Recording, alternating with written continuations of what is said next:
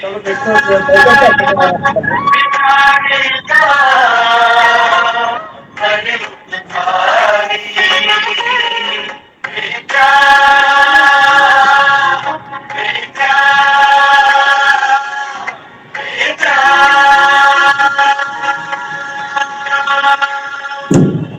So I think everyone can hear me properly. So first of all, I, Dr. Bhavandeep, extend my warm welcome to our honored guest speaker, Sardar Gurinder Singh Mandiratta ji, our respected principal sir, Dr. Parminder Singh Taggar, our coordinators, Dr. Smrat Khanna, Dr. Subhash Chandra, Dr. Divya Jyoti. I also welcome my college colleagues and my dear students to join this session. Today we are going to conduct this webinar on Veer problem ਜੀ and prevention of drug abuse. ਆਵਾਜ਼ ਘੱਟ ਰੱਖੋ।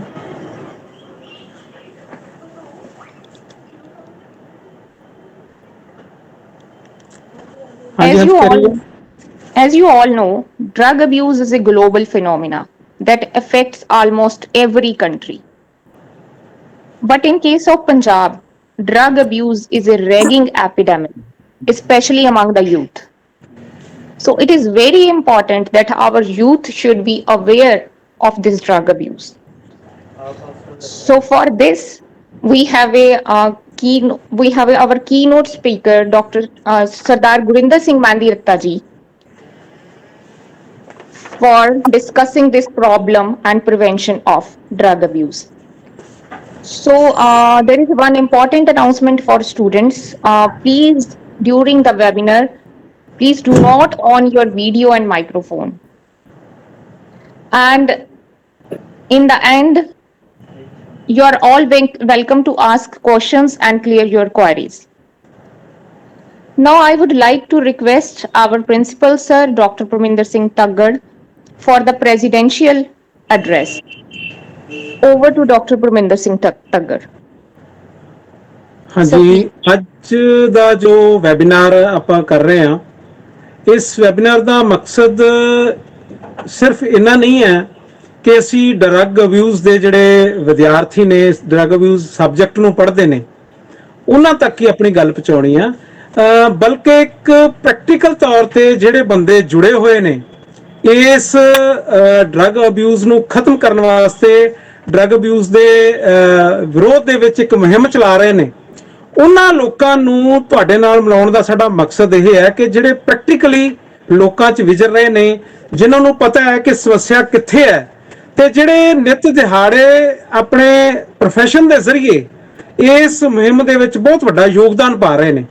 ਮੇਰੀ ਮੁਰਾਦ ਹੈ ਸਰਦਾਰ ਗੁਰਿੰਦਰ ਸਿੰਘ ਮਹਿੰਦੀ ਰੱਤਾ। ਸਰਦਾਰ ਗੁਰਿੰਦਰ ਸਿੰਘ ਮਹਿੰਦੀ ਰੱਤਾ ਨੂੰ ਮੈਂ ਪਿਛਲੇ ਲਗਭਗ 25 ਸਾਲ ਤੋਂ ਜਾਣਦਾ। ਇਹਨਾਂ 25 ਸਾਲਾਂ ਦੇ ਦਰਮਿਆਨ ਮੈਂ ਉਹਨਾਂ ਨੂੰ ਛੋਟੇ ਜਿਹੇ ਇੱਕ ਅਖਬਾਰ ਦੇ ਪੱਤਰਕਾਰ ਦੇ ਤੌਰ ਤੇ ਆਪਣਾ ਕੈਰੀਅਰ ਸ਼ੁਰੂ ਕਰਦਿਆਂ ਇੱਥੋਂ ਤੱਕ ਪੁੱਜਿਆ ਦੇਖਦਾ। ਅੱਜ ਉਹ ਰੋਜ਼ਾਨਾ ਸਪੋਕਸਮੈਨ ਦੇ ਜਿੱਥੇ ਬਿਊਰੋ ਚੀਫ ਨੇ, ਉੱਥੇ ਡਿਸਟ੍ਰਿਕਟ ਫਰੀਦਕੋਟ ਦੇ ਇੰਚਾਰਜ ਵੀ ਨੇ। ਜੇ ਮੈਂ ਇਹ ਕਹਿ ਦਿਆਂ ਕਿ ਰੋਜ਼ਾਨਾ ਸਪੋਕਸਮੈਨ ਅਦਾਰੇ ਦੇ ਜੋ ਚੁਣਿੰਦਾ 5-7 ਬੰਦੇ ਨੇ ਬਿਊਰੋ ਚੀਫ, ਉਹਨਾਂ ਦੇ ਵਿੱਚੋਂ ਸਰਦਾਰ ਗੁਰਿੰਦਰ ਸਿੰਘ ਮਹਿੰਦੀ ਰੱਤਾ ਇੱਕ ਸ਼ਖਸੀਅਤ ਨੇ। ਗੁਰਿੰਦਰ ਸਿੰਘ ਮਹਿੰਦੀ ਰੱਤਾ ਇੱਕ ਅਜਿਹੇ ਨਿਡਰ ਪੱਤਰਕਾਰ ਨੇ ਜਿਨ੍ਹਾਂ ਨੇ ਬੇਬਾਕੀ ਦੇ ਨਾਲ ਆਪਣੀ ਸਾਰੀ ਗੱਲ ਜਿਹੜੀ ਹੈ ਉਹ ਲੋਕਾਂ ਦੇ ਵਿੱਚ ਲਿਜਾ ਕੇ ਰੱਖੀ ਹੈ, ਪ੍ਰਸ਼ਾਸਨ ਕੋਲ ਲਿਜਾ ਕੇ ਰੱਖੀ ਹੈ। ਤੁਸੀਂ YouTube ਦੇ ਉੱਪਰ ਬਹੁਤ ਸਾਰੀਆਂ ਵੀਡੀਓਜ਼ ਦੇ ਵਿੱਚ ਵੀ ਸਰਦਾਰ ਗੁਰਿੰਦਰ ਸਿੰਘ ਮਹਿੰਦੀ ਰੱਤਾ ਨੂੰ ਡਰੱਗ ਅਬਿਊਜ਼ ਦੇ ਖਿਲਾਫ ਲੜਦੇ, ਡਰੱਗਸ ਦੇ ਧੰਦੇ ਦੇ ਖਿਲਾਫ ਲੜਦੇ ਦੇਖਿਆ ਹੋਊਗਾ। ਡਰੱਗਸ ਦਾ ਸਿਸਟਮ ਜਿਹੜਾ ਜਾਲ ਇੰਨਾ ਵੱਡਾ ਫੈਲਿਆ ਹੋਇਆ ਹੈ, ਇਹ ਇਸੇ ਕਰਕੇ ਹੀ ਸਾਡੀ ਪੰਜਾਬੀ ਯੂਨੀਵਰਸਿਟੀ ਨੇ ਇਹ ਮਹਿਸੂਸ ਕੀਤਾ ਕਿ ਸਾਡੇ ਵਿਦਿਆਰਥੀਆਂ ਨੂੰ ਅਵੇਅਰ ਕੀਤਾ ਜਾਵੇ, ਨੌਜਵਾਨਾਂ ਨੂੰ ਅਵੇਅਰ ਕੀਤਾ ਜਾਵੇ, ਤਾਂ ਕਿ ਉਹ ਇਸ ਜਿਹੜੀ ਅਲਾਮਤ ਹੈ ਇਸ ਤੋਂ ਬਚ ਕੇ ਰਹਿ ਸਕਣ। ਇਸੇ ਕਰਕੇ ਹੀ ਯੂਨੀਵਰਸਿਟੀ ਦੇ ਵਿੱਚ ਅੰਡਰ ਗ੍ਰੈਜੂਏਟ ਪੱਧਰ ਤੇ ਜਦੋਂ ਸਾਡੇ ਕੋਲੇ ਵਿਦਿਆਰਥੀ ਫਸਟ ਈਅਰ ਦੇ ਵਿੱਚ ਆਉਂਦੇ ਆ ਤਾਂ ਉਹਨਾਂ ਨੂੰ ਇੱਕ ਸਮੈਸਟਰ ਦੇ ਵਿੱਚ ਡਰੱਗ ਅਬਿਊਜ਼ ਦਾ ਵਿਸ਼ਾ ਇੱਕ ਜ਼ਰੂਰੀ ਵਿਸ਼ੇ ਵਾਂਗੂ ਹੀ ਪੜ੍ਹਨਾ ਪੈਂਦਾ। ਤਾਂ ਉਸ ਸਿਲਸਿਲੇ ਦੇ ਵਿੱਚ ਅਸੀਂ ਇਹ ਸੋਚਿਆ ਕਿ ਕਿਉਂ ਨਾ ਇੱਕ ਅਜਿਹੇ ਪ੍ਰੈਕਟੀਕਲ ਇਨਸਾਨ ਦੇ ਨਾਲ ਤੁਹਾਡੀ ਮੁਲਾਕਾਤ ਕਰਾਈ ਜਾਏ ਜਿਹੜਾ ਤੁਹਾਨੂੰ ਇਹਨਾਂ ਗੱਲਾਂ ਬਾਰੇ, ਇਹਦੀਆਂ ਜਿਹੜੀਆਂ ਮਾੜੀਆਂ ਅਲਾਮਤਾਂ ਹੈਗੀਆਂ, ਨਸ਼ੇ ਦੇ ਵਿੱਚ ਗਰਸੇ ਹੋਏ ਲੋਕ, ਉਹਨਾਂ ਦੀ ਕੀ ਹਾਲਤ ਹੈਗੀ ਹੈ, ਜਾਂ ਕਿਸ ਤਰ੍ਹਾਂ ਲੋਕ ਜਾਂ ਨੌਜਵਾਨ ਇਸ ਚੱਕਰ ਵਿੱਚ ਫਸਦੇ ਆ, ਤੇ ਇਹ ਸਾਰਾ ਤਾਣਾ ਬਾਣਾ ਜਿਹੜਾ ਹੈ ਉਹ ਬਹੁਤ ਚੰਗੀ ਤਰ੍ਹਾਂ ਪੱਤਰਕਾਰ ਹੋਣ ਦੇ ਨਾਤੇ ਸਰਦਾਰ ਗੁਰਿੰਦਰ ਸਿੰਘ ਮਹਿੰਦੀ ਰੱਤਾ ਜਾਣਦੇ ਨੇ। ਸੋ ਜਿੰਨੀ ਬੇਬਾਕੀ ਦੇ ਨਾਲ ਇਹ ਇਸ ਪ੍ਰਤੀ ਆਪਣੀ ਆਵਾਜ਼ ਉਠਾਉਂਦੇ ਨੇ, ਉਹਨੂੰ ਸਲੂਟ ਕਰਨਾ ਬਣਦਾ ਹੈ। ਸੋ ਅੱਜ ਅਸੀਂ ਇਸੇ ਸ਼ਖਸੀਅਤ ਨੂੰ ਤੁਹਾਡੇ ਰੂਬਰੂ ਕਰਾ ਰਹੇ ਹਾਂ, ਔਰ ਮੇਰੇ ਨਾਲ ਜਿੱਥੇ ਮੇਰੇ ਕੁਲੀਗ ਡਾਕਟਰ ਸਮਰਾਟ ਖੰਨਾ ਔਰ ਡਾਕਟਰ ਸੁਭਾਸ਼ ਚੰਦਰ ਹੋਰੀ, ਡਾਕਟਰ ਜਿਵੇਂ ਜੋਤੀ ਹੋਰੀ ਕੋਆਰਡੀਨੇਟ ਕਰ ਰਹੇ ਨੇ, ਉਹਦੇ ਨਾਲ ਹੀ ਸਾਨੂੰ ਅਸਿਸਟ ਕਰ ਰਹੇ ਨੇ madam doctor Pavandeep Uppal. Doctor Pavandeep Uppal ਬੇਸ਼ੱਕ ਫਿਜ਼ਿਕਸ ਵਿਸ਼ੇ ਦੇ ਪ੍ਰੋਫੈਸਰ ਨੇ, ਲੇਕਿਨ ਅਸੀਂ ਉਹਨਾਂ ਨੂੰ ਡਰੱਗ ਅਬਿਊਜ਼ ਪੜਾਉਣ ਦਾ ਜ਼ਿੰਮਾ ਵੀ ਸੌਂਪਿਆ ਹੋਇਆ ਕਾਲਜ ਤੇ। ਜਿੰਨੇ ਵੀ ਸਾਡੇ ਕਾਲਜ ਦੇ ਵਿਦਿਆਰਥੀ ਨੇ ਉਹਨਾਂ ਸਾਰਿਆਂ ਨੂੰ ਡਰੱਗ ਅਬਿਊਜ਼ ਵਿਸ਼ਾ ਜਿਹੜਾ ਹੈ ਇਹ ਪੜਾਉਂਦੇ ਨੇ। ਮੇਰੇ ਕਹਿਣ ਤੋਂ ਭਾਵ ਕਿ ਅਬਾਊਟ 500 ਸਟੂਡੈਂਟ ਹੈ ਜਿਹੜਾ ਫਸਟ ਈਅਰ ਦੇ ਵਿੱਚ ਪੜ੍ਹਦਾ ਹੈ, ਤਾਂ 500 ਦੇ 500 ਵਿਦਿਆਰਥੀ ਜਿਹੜਾ ਇਹਨਾਂ ਦੇ ਟੱਚ ਦੇ ਵਿੱਚ ਹੈ, ਉਹਨਾਂ ਨੂੰ ਬੜੇ ਖੂਬਸੂਰਤ ਢੰਗ ਨਾਲ, ਚਾਹੇ ਉਹ ਆਨਲਾਈਨ ਹੈ ਚਾਹੇ ਆਫਲਾਈਨ ਹੈ, ਇਹ ਡਰੱਗ ਅਬਿਊਜ਼ ਦੀ ਜਿਹੜੀ ਹੈ ਉਹ ਸਿੱਖਿਆ ਦੇ ਰਹੇ ਨੇ ਕਿ ਡਰੱਗ ਅਬਿਊਜ਼ ਤੋਂ ਕਿਵੇਂ ਬਚਿਆ ਜਾ ਸਕਦਾ ਹੈ। ਸੋ ਅੱਜ ਦਾ ਸਾਡਾ ਇਹ ਵੈਬੀਨਾਰ ਵਿਸ਼ੇਸ਼ ਤੌਰ ਤੇ ਉਹਨਾਂ ਵਿਦਿਆਰਥੀਆਂ ਲਈ ਹੈ ਜਿਹੜੇ ਡਰੱਗ ਅਬਿਊਜ਼ ਵਿਸ਼ਾ ਪੜ੍ਹ ਰਹੇ ਆ, ਲੇਕਿਨ ਕੋਈ ਹੋਰ ਵਿਦਿਆਰਥੀ ਵੀ ਸੁਣਨਾ ਚਾਹੁੰਦੇ ਆ। ਅਸੀਂ ਕੋਸ਼ਿਸ਼ ਕਰਾਂਗੇ ਕਿ ਇਹਦੀ ਪ੍ਰੋਪਰ ਰਿਕਾਰਡਿੰਗ ਹੋ ਸਕੇ ਔਰ ਅਸੀਂ YouTube ਦੇ ਰਾਹੀਂ ਇਸ ਨੂੰ ਹੋਰ ਪ੍ਰੋਪੇਗੇਟ ਵੀ ਕਰ ਸਕੀਏ। ਜਿਹੜੇ ਵਿਦਿਆਰਥੀ ਨਹੀਂ ਸੁਣ ਸਕੇ ਉਹ ਦੁਬਾਰਾ ਸੁਣ ਸਕਣ। ਸੋ ਇਹਨਾਂ ਸ਼ੁਭ ਇਛਾਵਾਂ ਦੇ ਨਾਲ ਮੈਂ ਮੈਡਮ ਡਾਕਟਰ ਪਵਨਦੀਪ ਨੂੰ ਬੇਨਤੀ ਕਰਾਂਗਾ ਕਿ ਉਹ ਗੁਰਿੰਦਰ ਸਿੰਘ ਮਹਿੰਦੀ ਰੱਤਾ ਜੀ ਨੂੰ ਆਨਲਾਈਨ ਇਨਵਾਈਟ ਕਰਨ। ਬਹੁਤ ਬਹੁਤ ਧੰਨਵਾਦ। Thank you, sir. Thank you so much for such a nice presidential note. Now I welcome Sardar Gurinder Singh Mehndi Ratta ji so that he can address our students and throws some light on this topic of problem and prevention of drug abuse. ਮੈਂ ਵਿਸ਼ ਕਰਦੀ ਹਾਂ, hop ਕਰਦੀ ਹਾਂ ਕਿ ਮੇਰੇ students ਜਿੰਨੇ ਵੀ join ਕੀਤੇ ਨੇ ਮੇਰੇ ਨਾਲ ਅੱਜ, ਸਾਰੇ ਡਰੱਗ ਅਬਿਊਜ਼ ਦੇ ਸਟੂਡੈਂਟਸ ਨੇ। ਸੋ ਸਟੂਡੈਂਟਸ ਪਲੀਜ਼ ਸਰ ਨੂੰ ਧਿਆਨ ਨਾਲ ਸੁਣਿਓ। ਹੀ is very expert on this topic. ਉਹਨਾਂ ਨੇ ਬਹੁਤ ਸਾਰੀਆਂ ਕਹਿ ਲਓ ਕਿ ਸੋਸ਼ਲ ਐਕਟੀਵਿਟੀਜ਼ ਕੀਤੀਆਂ ਵਾ ਡਰੱਗ ਅਬਿਊਜ਼ ਤੇ। ਸੋ ਆਈ ਵੈਲਕਮ ਸਰਦਾਰ ਗੁਰਿੰਦਰ ਸਿੰਘ ਮਹਿੰਦੀ ਰੱਤਾ ਜੀ। Sir please.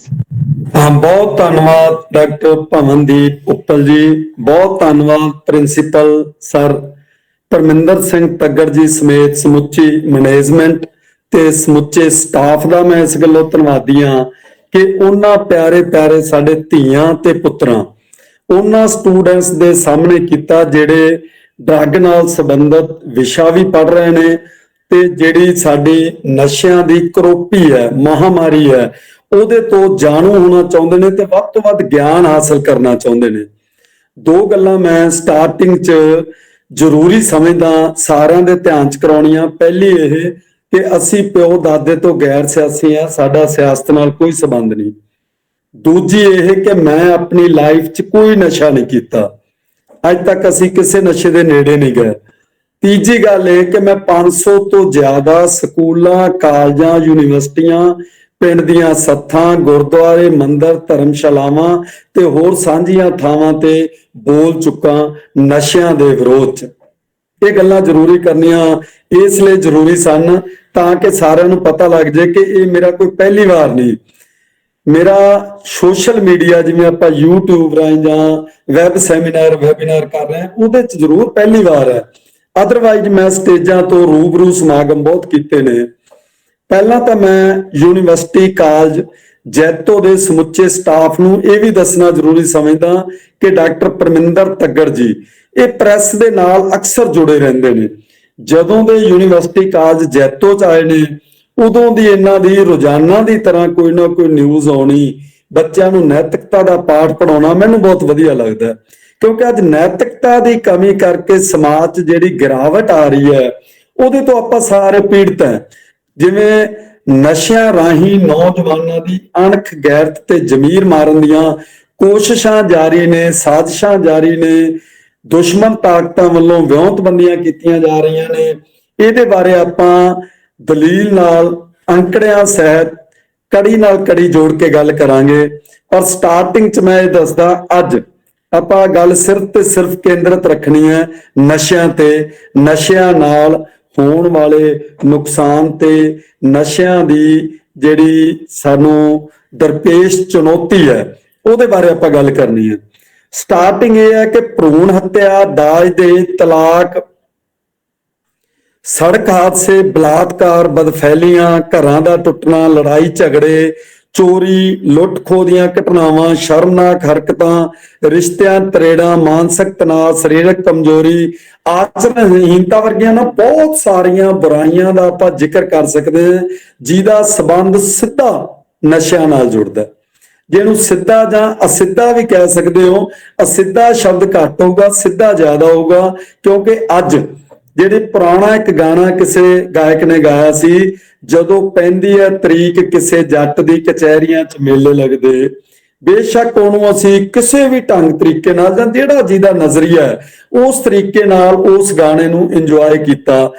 ਅੱਜ ਉਸ ਗਾਣੇ ਦੀ ਸਾਰਥਿਕਤਾ ਬਦਲ ਕੇ ਤੁਸੀਂ ਜਿੰਨੇ ਮੇਰੇ ਨਾਲ ਜੁੜੇ ਹੋਏ ਨੇ ਸਾਡੇ ਧੀਆਂ ਤੇ ਪੁੱਤਰ ਜੋ ਸਟੂਡੈਂਟ ਨੇ, ਉਹਨਾਂ ਦੇ ਪਿੰਡ, ਸ਼ਹਿਰ, ਕਸਬੇ, ਗਲੀ ਮੁਹੱਲੇ ਜਾਂ ਰਿਸ਼ਤੇਦਾਰੀ 'ਚ ਕੋਈ ਵਕੀਲ ਹੈ ਤਾਂ ਉਹ ਵਕੀਲ ਨਾਲ ਇਹ ਗੱਲ ਜ਼ਰੂਰ ਡਿਸਕਸ ਕਰਿਓ ਕਿ ਇਸ ਗਾਣੇ 'ਚ ਕਿੰਨੀ ਕੁ ਸੱਚਾਈ ਹੈ ਜਦੋਂ ਪੈਂਦੀ ਹੈ ਤਰੀਕ ਕਿਸੇ ਜੱਟ ਦੀ ਕਚਹਿਰੀਆਂ 'ਚ ਮੇਲੇ ਲੱਗਦੇ। ਕਿਉਂਕਿ ਮੈਂ ਮਹਿਸੂਸ ਕੀਤਾ ਅੱਜ ਕਚਹਿਰੀਆਂ 'ਚ ਮੇਲੇ ਕਿਹੜੇ ਲੱਗ ਰਹੇ ਨੇ?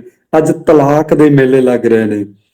ਜਿਹੜੇ ਮਾਪੇ ਆਪਣੀ ਧੀ ਨੂੰ ਇਹ ਆਸ਼ੀਰਵਾਦ ਦੇ ਕੇ ਤੋਰਦੇ ਨੇ ਕਿ ਬੇਟੇ ਤੂੰ ਜਿੱਥੇ ਜਾ ਰਹੀ ਹੈ ਸਹੁਰੇ ਘਰ, ਉੱਥੋਂ ਤੇਰੀ ਅਰਥੀ ਉੱਠਣੀ ਚਾਹੀਦੀ ਹੈ, ਉਹ ਧੀ ਸਾਲ ਜਾਂ 6 ਮਹੀਨੇ ਬਾਅਦ ਰੋਂਦੀ ਕਰਲਾਉਂਦੀ ਮਾਪਿਆਂ ਦੇ ਦਰ ਤੇ ਆ ਜਾਂਦੀ ਹੈ ਕਿ ਮੇਰਾ ਪਤੀ ਨਸ਼ੇ ਕਰਦਾ, ਮੈਨੂੰ ਤੁਸੀਂ ਕਿੱਥੇ ਡੋਬਤਾ, ਜਾਂ ਮੇਰਾ ਸਹੁਰਾ ਨਸ਼ੇ ਕਰਦਾ, ਉਹਨੇ ਤਾਂ ਸਾਰਾ ਕੁਝ ਹੀ ਗਹਿਣੇ ਧਰਤਾ।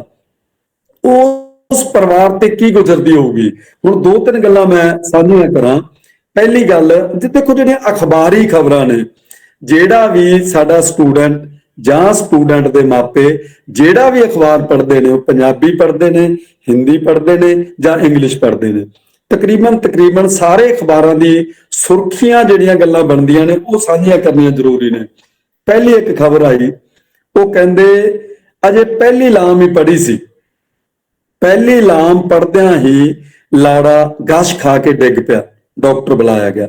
ਡਾਕਟਰ ਨੇ ਕਿਹਾ ਕੋਈ ਗੱਲ ਨਹੀਂ, ਨਸ਼ੇ ਦੀ ਵਾਧ ਘਾਟ ਹੋਊਗੀ, ਡਰਨ ਵਾਲੀ ਕੋਈ ਗੱਲ ਨਹੀਂ। ਪਰ ਉਹ ਲੜਕੀ ਨੇ ਕਿਹਾ ਨਹੀਂ, ਮੈਂ ਇਹਦੇ ਨਾਲ ਵਿਆਹ ਨਹੀਂ ਕਰਾਉਣਾ। ਉਹ ਅਖਬਾਰੀ ਖਬਰ ਦੱਸਦੀ ਹੈ ਕਿ ਉਸ ਲੜਕੇ ਦੀ 1 ਮਹੀਨੇ ਬਾਅਦ ਮੌਤ ਹੋ ਗਈ। ਜੇ ਉਹ ਲੜਕੀ ਦਾ ਵਿਆਹ ਹੋ ਜਾਂਦਾ ਤਾਂ ਕਿੰਨੇ ਘਰ ਪ੍ਰਭਾਵਿਤ ਹੁੰਦੇ, ਜਾਂ ਇਉਂ ਕਹਿ ਲਓ ਕਿ ਕਿੰਨੇ ਘਰਾਂ ਨੂੰ ਇਸ ਚੀਜ਼ ਦਾ ਦੁੱਖ ਪਹੁੰਚਦਾ। ਇਹਦੇ ਜਮਾਂ ਨਾਲ ਰਲਦੀ ਇੱਕ ਹੋਰ ਖਬਰ ਆਈ ਸੀ ਕਿ ਅਜੇ ਲਾੜਾ ਰਿਬਨ ਹੀ ਕੱਟਣ ਲੱਗਾ।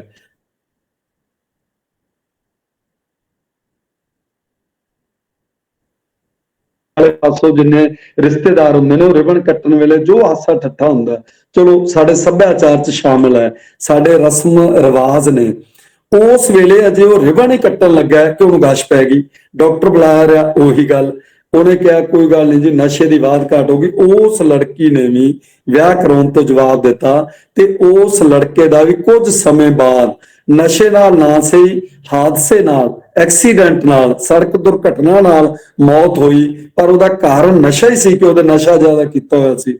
ਪਰ ਉਹ ਲੜਕੀ ਦਾ ਵਿਆਹ ਨਹੀਂ ਹੋਇਆ। ਤਾਂ ਤੁਸੀਂ ਇਸ ਚੀਜ਼ ਤੋਂ ਅੰਦਾਜ਼ਾ ਲਾ ਲਓ ਕਿੰਨੇ ਘਰ ਪ੍ਰਭਾਵਿਤ ਹੋਣੇ ਸੀ ਉਹਦੇ ਨਾਲ। ਇੱਕ ਹੋਰ ਜ਼ਰੂਰੀ ਖਬਰ, ਧਾਰੀਵਾਲ ਕੋਈ ਇਲਾਕਾ ਹੈ ਗੁਰਦਾਸਪੁਰ ਜ਼ਿਲ੍ਹੇ ਦਾ, ਅੱਜ ਤੋਂ 12 ਸਾਲ ਪਹਿਲਾਂ ਉੱਥੋਂ ਦੀ ਇੱਕ ਖਬਰ ਪੜ੍ਹਨ ਨੂੰ ਮਿਲੀ। ਕਹਿੰਦੇ ਜਿਹੜਾ SHO ਹੈ ਖੁਦ ਬਿਆਨ ਕਰ ਰਿਹਾ, ਉਹ ਕਹਿੰਦਾ ਪੁਲਿਸ ਦੇ ਅਧਿਕਾਰੀ ਜਾਂ ਕਰਮਚਾਰੀ ਬੜੇ ਪੱਕੇ ਦਿਲ ਦੇ ਹੁੰਦੇ ਨੇ, ਕਿਉਂਕਿ ਉਹਨਾਂ ਨੂੰ ਅਚਾਨਕ ਕਈ ਵਾਰ ਇਹੋ ਜਿਹਾ ਹਾਦਸਾ ਦਰਪੇਸ਼ ਹੋ ਜਾਂਦਾ ਹੈ ਕਿ ਸਾਨੂੰ ਬੜਾ ਪੱਕਾ ਮਨ ਰੱਖਣਾ ਪੈਂਦਾ। ਪਰ ਇੱਕ ਵਾਰ ਇਹੋ ਜਿਹੀ ਘਟਨਾ ਵਾਪਰੀ ਕਿ SHO ਕਹਿੰਦਾ ਮੈਂ ਇੱਕ ਬਜ਼ੁਰਗ ਜੋੜੇ ਦੇ ਬਿਆਨ ਵੀ ਲਿਖ ਰਿਹਾ ਸੀ ਤੇ ਅੱਖਾਂ ਚੋਂ ਪਰਲ ਅੱਥਰੂ ਵੀ ਟਪਕ ਰਹੇ ਸੀ। ਇਉਂ ਮਹਿਸੂਸ ਹੋ ਰਿਹਾ ਸੀ ਕਿ ਮੇਰੇ ਪੈਨ ਚੋਂ ਨਿਕਲਣ ਵਾਲੀ ਸ਼ਾਈ ਨਹੀਂ, ਮੇਰੇ ਅੱਖਾਂ ਦੇ ਅੱਥਰੂ ਨੇ। ਕੀ ਕਾਰਨ ਸੀ, ਕਿਉਂ ਅੱਖਾਂ ਚੋਂ ਅੱਥਰੂ ਨਿਕਲ ਰਹੇ ਸੀ? ਉਹ ਕਹਿੰਦਾ ਜਿਹੜੇ ਬਜ਼ੁਰਗ ਜੋੜਾ ਮੇਰੇ ਕੋਲ ਆਇਆ, ਪਤੀ ਪਤਨੀ, ਉਹ ਕਹਿੰਦੇ ਅਸੀਂ ਆਪਣੇ ਇਕਲੌਤੇ ਪੁੱਤਰ ਦਾ ਖੁਦ ਕਤਲ ਕਰਕੇ ਆਏ ਹਾਂ ਤੇ ਸਾਨੂੰ ਸਜ਼ਾ ਦਿੱਤੀ ਜਾਵੇ।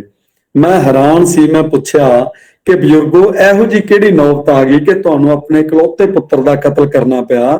ਉਹ ਕਹਿੰਦੇ ਸਾਡਾ ਪੁੱਤਰ +2 ਤੱਕ ਬਹੁਤ ਵਧੀਆ ਪੜ੍ਹਿਆ, ਬੜਾ ਹੋਣਹਾਰ, ਰਿਸ਼ਤੇਦਾਰ ਗੁਆਂਢੀ ਤੇ ਜਾਣਕਾਰ ਕਹਿਣ ਬਈ ਤੇਰਾ ਪੁੱਤਰ ਬਹੁਤ ਵੱਡਾ ਅਫਸਰ ਬਣੂ, ਪਰ ਚਲੋ ਨਸ਼ੇੜੀਆਂ ਦੇ ਵਸ ਪੈ ਗਿਆ। ਉਹਨਾਂ ਨੇ ਇਹੋ ਜਿਹੀ ਨਸ਼ੇ ਦੀ ਲੱਤ ਲਾਈ ਕਿ ਸਾਡਾ ਸਾਰਾ ਕੁਝ ਵੇਚ ਕੇ ਖਾ ਗਿਆ, ਇੱਥੋਂ ਤੱਕ ਕਿ ਬਿਸਤਰੇ ਵੀ, ਭਾਂਡੇ ਵੀ, ਕੁਛ ਨਾ ਛੱਡਿਆ। ਤੇ ਅੱਜ ਸਵੇਰ ਉਹ ਕਹਿੰਦਾ ਜੀ ਤੇ ਮੈਨੂੰ ਨਸ਼ੇ ਲਈ ਚਾਹੀਦੇ ਪੈਸੇ ਤੇ ਨਹੀਂ ਤਾਂ ਮੈਂ ਤੁਹਾਡਾ ਕਤਲ ਕਰ ਦੂੰ। ਉਹਨੇ ਕਈ ਚੱਕੀ, ਜਿਹੜੀ ਕਈ ਮਾਰਨ ਲਈ ਉਹਨੇ ਉਲਾਰੀ, ਉਹੀ ਕਈ ਚੁੱਕ ਕੇ ਮੈਂ ਉਹਦੇ ਮਾਰੀ ਤੇ ਉਹਦੀ ਮੌਤ ਹੋ ਗਈ। ਤੇ ਥਾਣੇਦਾਰ ਸਾਹਿਬ ਸਾਨੂੰ ਉਹਦੀ ਸਜ਼ਾ ਦਿੱਤੀ ਜਾਵੇ।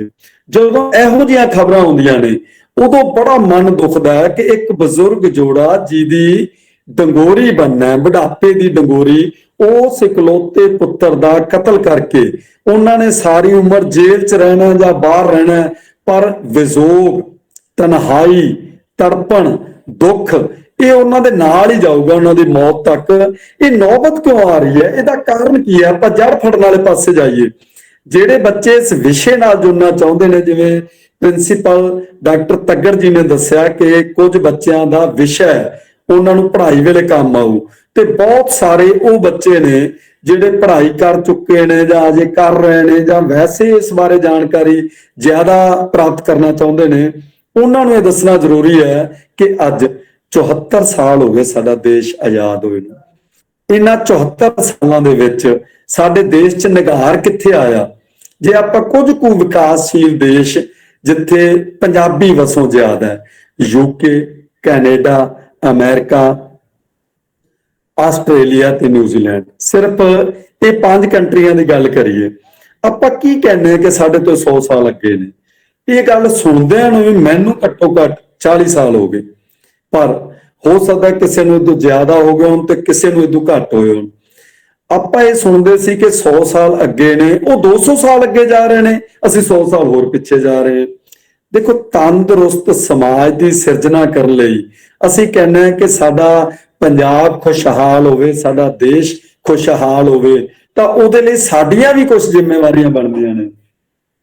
ਇੱਕ ਡਾਕਟਰ ਸੁਰਜੀਤ ਪਾਤਰ ਦਾ ਸ਼ੇਅਰ ਹੈ ਤੇ ਮਤ ਸੋਚ ਕੇ ਮੇਰੇ ਸ਼ਹਿਰ ਕੀ ਹਾਲਤ ਇਤਨੀ ਬੁਰੀ ਨਹੀਂ, ਲੱਗੀ ਜੇ ਤੇਰੇ ਕਾਲਜੇ में छुरी नहीं। ਸ਼ੁਰੂ ਇੱਥੋਂ ਕਰਦੇ ਨੇ, ਲੱਗੀ ਜੇ ਤੇਰੇ ਕਾਲਜੇ में छुरी नहीं, ਮਤ ਸੋਚ ਕੇ ਮੇਰੇ ਸ਼ਹਿਰ ਕੀ ਹਾਲਤ ਬੁਰੀ ਨਹੀਂ।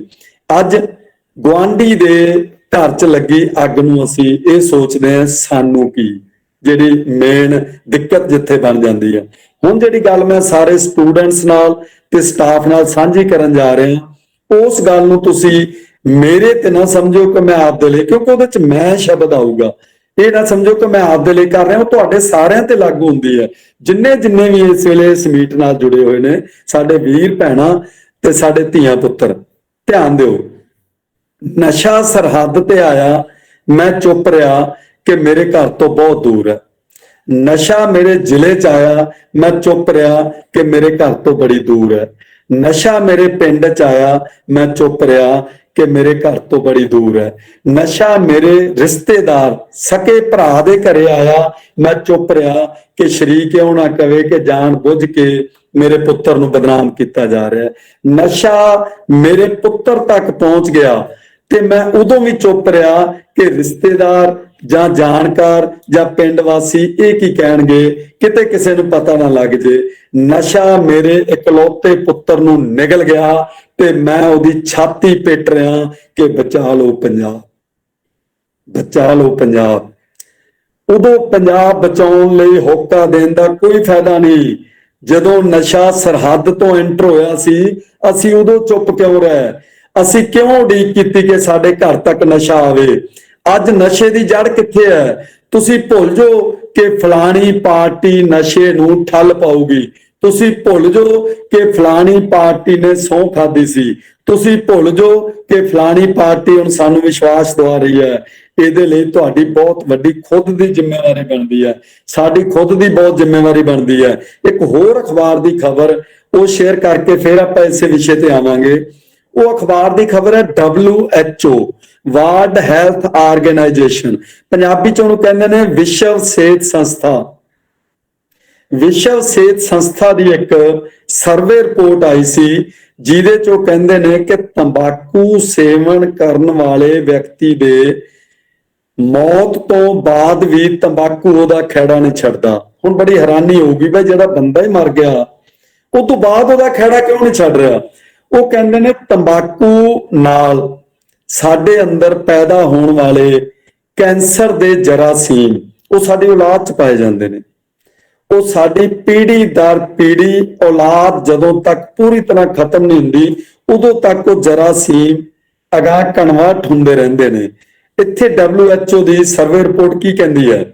ਉਹ ਕਹਿੰਦੇ ਨੇ ਕਿ ਜਦੋਂ ਇਹ ਚੀਜ਼ ਸਾਹਮਣੇ ਆ ਗਈ ਕਿ ਇਹਦਾ ਪਿਓ ਕਰਦਾ ਸੀਗਾ ਨਸ਼ਾ ਸੇਵਨ ਜਾਂ ਖੁਦ ਕਰਦਾ ਸੀ ਤਾਂ ਕੈਂਸਰ ਦੇ ਜਰਾਸੀਮ ਆਏ ਨੇ, ਪਰ ਜਦੋਂ ਉਹ ਗੱਲ ਸਾਹਮਣੇ ਆਈ ਕਿ ਇਹ ਤਾਂ ਖੁਦ ਨਹੀਂ ਸੀ ਕਰਦਾ, ਇਹਦਾ ਪਿਓ ਨਹੀਂ ਸੀ ਕੋਈ ਤੰਬਾਕੂ ਦਾ ਸੇਵਨ ਕਰਦਾ, ਫਿਰ ਕੈਂਸਰ ਦੇ ਜਰਾਸੀਮ ਕਿਉਂ ਨੇ?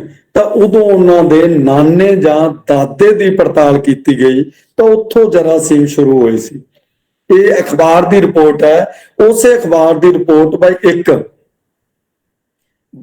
ਨੌਜਵਾਨ ਪਤੀ ਪਤਨੀ ਡਾਕਟਰ ਕੋਲ ਗਏ, ਬਈ ਸਾਡਾ 2 ਸਾਲ ਦਾ ਬੇਟਾ ਹੈ, ਇਹ 2 ਸਾਲ ਦਾ ਬੇਟਾ ਇਹਦੀ ਖਾਂਸੀ ਨਹੀਂ ਰੁਕ ਰਹੀ ਤੇ ਇਹਦਾ ਬੁਖਾਰ ਨਹੀਂ ਟੁੱਟ ਰਿਹਾ। ਡਾਕਟਰ ਨੇ ਸਾਰਾ ਚੈੱਕਅਪ ਕਰਕੇ ਕਿਹਾ ਕਿ ਕਹਿੰਦਾ ਇਹਨੂੰ ਕੈਂਸਰ ਹੋ ਗਿਆ। ਉਹ ਮਾਂ ਪਿਓ ਤੇ ਮੁਸੀਬਤਾਂ ਦਾ ਪਹਾੜ ਟੁੱਟਣਾ ਸੁਭਾਵਿਕ ਸੀ। ਉਸ ਮਾਂ ਪਿਓ ਦੇ ਸਿਰ 'ਚ ਮਣਾ ਮੂਹੀ ਘੜੇ ਦਾ ਠੰਡਾ ਪਾਣੀ ਪੈਣਾ ਸੁਭਾਵਿਕ ਸੀ, ਜਿਨ੍ਹਾਂ ਨੇ ਸੁੱਖਾਂ ਸੁੱਖ ਕੇ ਇੱਕ ਔਲਾਦ ਦੀ ਪ੍ਰਾਪਤੀ ਕੀਤੀ ਸੀ। ਪਤਾ ਨਹੀਂ ਕਿਹੜੇ ਉਹ ਪਹਾੜਾਂ ਤੇ ਜਾਂ ਕਿੰਨੀ ਕੁ ਸੰਗਰਾਮ ਮੱਸਿਆ ਪੁੰਨਿਆ, ਜਿਵੇਂ ਕਿਸੇ ਨੇ ਕਿਹਾ ਵੀ ਤੇਰਾ ਪਾਰ ਤਾਰਾ ਹੋ ਸਕਦਾ ਹੈ ਕਰ, ਉਹਨੇ ਪ੍ਰਾਪਤੀ ਲਈ। ਤੇ ਉਸ ਮੁੰਡੇ ਦੀ ਉਹਨਾਂ ਨੂੰ ਜਦੋਂ ਮੌਤ ਦੀ ਖਬਰ ਆ ਜੇ, ਕਿਉਂਕਿ ਕੈਂਸਰ ਦੀ ਇਹੀ ਕਹਿੰਦੇ ਨੇ ਜਦੋਂ ਲਾਸਟ ਸਟੇਜ ਹੋਵੇ ਤਾਂ ਉਸ ਤੋਂ ਬਾਅਦ ਮੌਤ ਹੀ ਹੈ। ਉਹ ਮਾਂ ਪਿਓ ਕਹਿੰਦੇ ਵੀ ਸਾਡਾ ਜੋ ਕੁਛ ਵੀ ਹੈ ਲੈ ਲਓ ਡਾਕਟਰ ਸਾਹਿਬ ਮੈਨੂੰ ਬਚਾਓ। ਉਹ ਕਹਿੰਦੇ I am very really sorry, so sorry, ਹੁਣ ਨਹੀਂ ਹੋ ਸਕਦਾ, ਪਰ ਇਹਦਾ ਕਾਰਨ ਤਾਂ ਦੱਸ ਦਿਓ ਬਈ ਇੱਕ 2 ਸਾਲ ਦੇ ਬੱਚੇ ਨੂੰ ਕੈਂਸਰ ਹੋਣ ਦਾ ਕਾਰਨ ਕੀ ਸੀ? ਉਹ ਕਹਿੰਦੇ ਕਾਰਨ ਇਹ ਸੀ ਵੀ ਤੁਹਾਡੇ ਘਰ ਦੇ ਵਿੱਚ ਕੋਈ ਤੰਬਾਕੂ ਨੋਸ਼ੀ ਤਾਂ ਨਹੀਂ ਕਰਦਾ? ਉਹ ਕਹਿੰਦਾ ਮੈਂ ਖੁਦ ਕਰਦਾ। ਜਦੋਂ ਤੂੰ ਤੰਬਾਕੂ ਨੋਸ਼ੀ ਕਰਦਾ ਹੈ ਤਾਂ ਆਪਦੇ ਬੇਟੇ ਨੂੰ ਤਾਂ ਨਹੀਂ ਕਹਿੰਦਾ ਬੇਟਾ ਤਾਂ ਰਹਿੰਦਾ ਮੇਰੀ ਝੋਲੀ 'ਚ ਹੈ ਜਾਂ ਕੁੱਛੜ ਚੁੱਕਿਆ ਹੁੰਦਾ। ਬਸ ਇਹੀ ਕਾਰਨ ਹੈ, ਆਪਣੇ ਬੱਚੇ ਦੀ ਮੌਤ ਦਾ ਸਬੱਬ ਤੂੰ ਖੁਦ ਬਣ ਰਿਹਾ। ਉਹ ਪਿਓ ਜਿਹਨੂੰ ਇਹੀ ਹੋਵੇ ਕਿ ਹੁਣ ਮੈਂ ਆਪਣੇ ਬੇਟੇ ਦਾ ਕਾਤਲ ਹਾਂ, ਇਸ ਤੋਂ ਬਾਅਦ ਵਾਲੀ ਜ਼ਿੰਦਗੀ ਉਹਦੀ ਕਿਵੇਂ ਲੰਘੂਗੀ। ਇਹ 2 ਵਿੱਚ ਅਖਬਾਰੀ ਖਬਰਾਂ ਯਾਦ ਆ ਗਈਆਂ ਸੀ, ਸਾਂਝੀਆਂ ਕਰਨੀਆਂ ਜ਼ਰੂਰੀ ਸੀ। ਪਿਆਰੇ ਬੱਚਿਓ, ਮੇਰੇ ਧੀਆਂ ਪੁੱਤਰੋ, ਤੁਹਾਡੇ ਸਿਰ ਤੇ ਬੜੀ ਵੱਡੀ ਜ਼ਿੰਮੇਵਾਰੀ ਹੈ। ਤੁਹਾਡੇ ਮਾਪਿਆਂ ਨੂੰ ਤੁਹਾਡੇ ਤੋਂ ਬਹੁਤ ਵੱਡੀਆਂ ਆਸਾਂ ਨੇ, ਸਮਾਜ ਨੂੰ ਤੁਹਾਡੇ ਤੋਂ ਬਹੁਤ ਵੱਡੀਆਂ ਆਸਾਂ ਨੇ। ਤੁਹਾਡੇ ਮਾਪਿਓ ਤੁਹਾਡੀ ਹਰ ਜ਼ਰੂਰਤ, ਹਰ ਇੱਛਾ ਪੂਰੀ ਕਰਨ ਲਈ ਆਪਣੀਆਂ ਖੁਦ ਦੀਆਂ ਛਾਵਾਂ ਮਾਰ ਲੈਂਦੇ ਨੇ, ਤੁਸੀਂ ਕਦੀ ਮਹਿਸੂਸ ਨਹੀਂ ਕੀਤਾ ਹੋਣਾ। ਦੇਖੋ, ਧੀ ਜਾਂ ਪੁੱਤ ਮਾਂ ਪਿਓ ਲਈ ਇੱਕ ਸਮਾਨ ਹੈ, ਉਹਨਾਂ ਲਈ ਧੀ ਦਾ ਵੀ ਉਹਨਾਂ ਸਤਿਕਾਰ ਹੈ, ਪਿਆਰ ਹੈ, ਤੇ ਪੁੱਤ ਦਾ ਵੀ ਉਹਨਾਂ।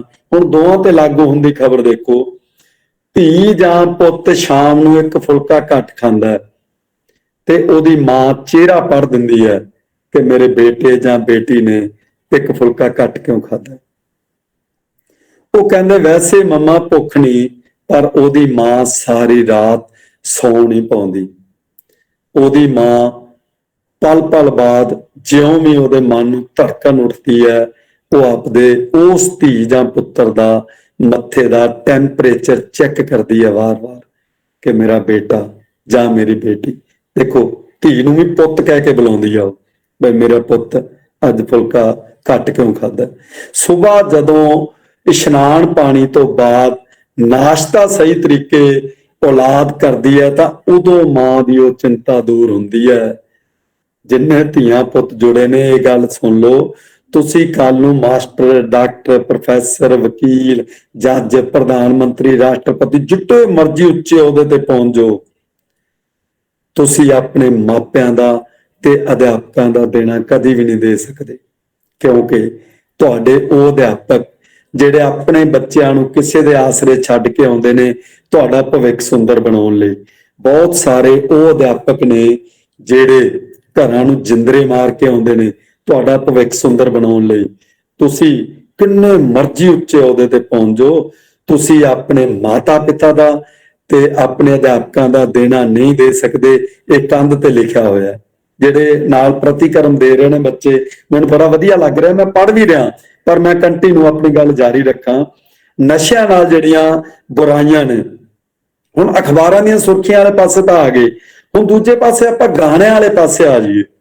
ਇੱਕ ਗਾਇਕ ਕਹਿ ਰਿਹਾ ਹੈ, ਆ ਗਏ ਪੱਗਾਂ ਪੋਚਨੀਆਂ ਵਾਲੇ, ਰਹੀ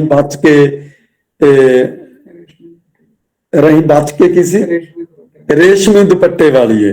ਚਲੋ ਮੈਂ ਉਹ ਜਿਹੇ ਗਾਣਿਆਂ 'ਚ ਦਿਲਚਸਪੀ ਨਹੀਂ ਲੈਂਦਾ, ਮੇਰੇ ਦੋਸਤ ਕੋਲ ਬੈਠੇ ਨੇ, ਉਹਨਾਂ ਨੇ ਦੱਸਿਆ।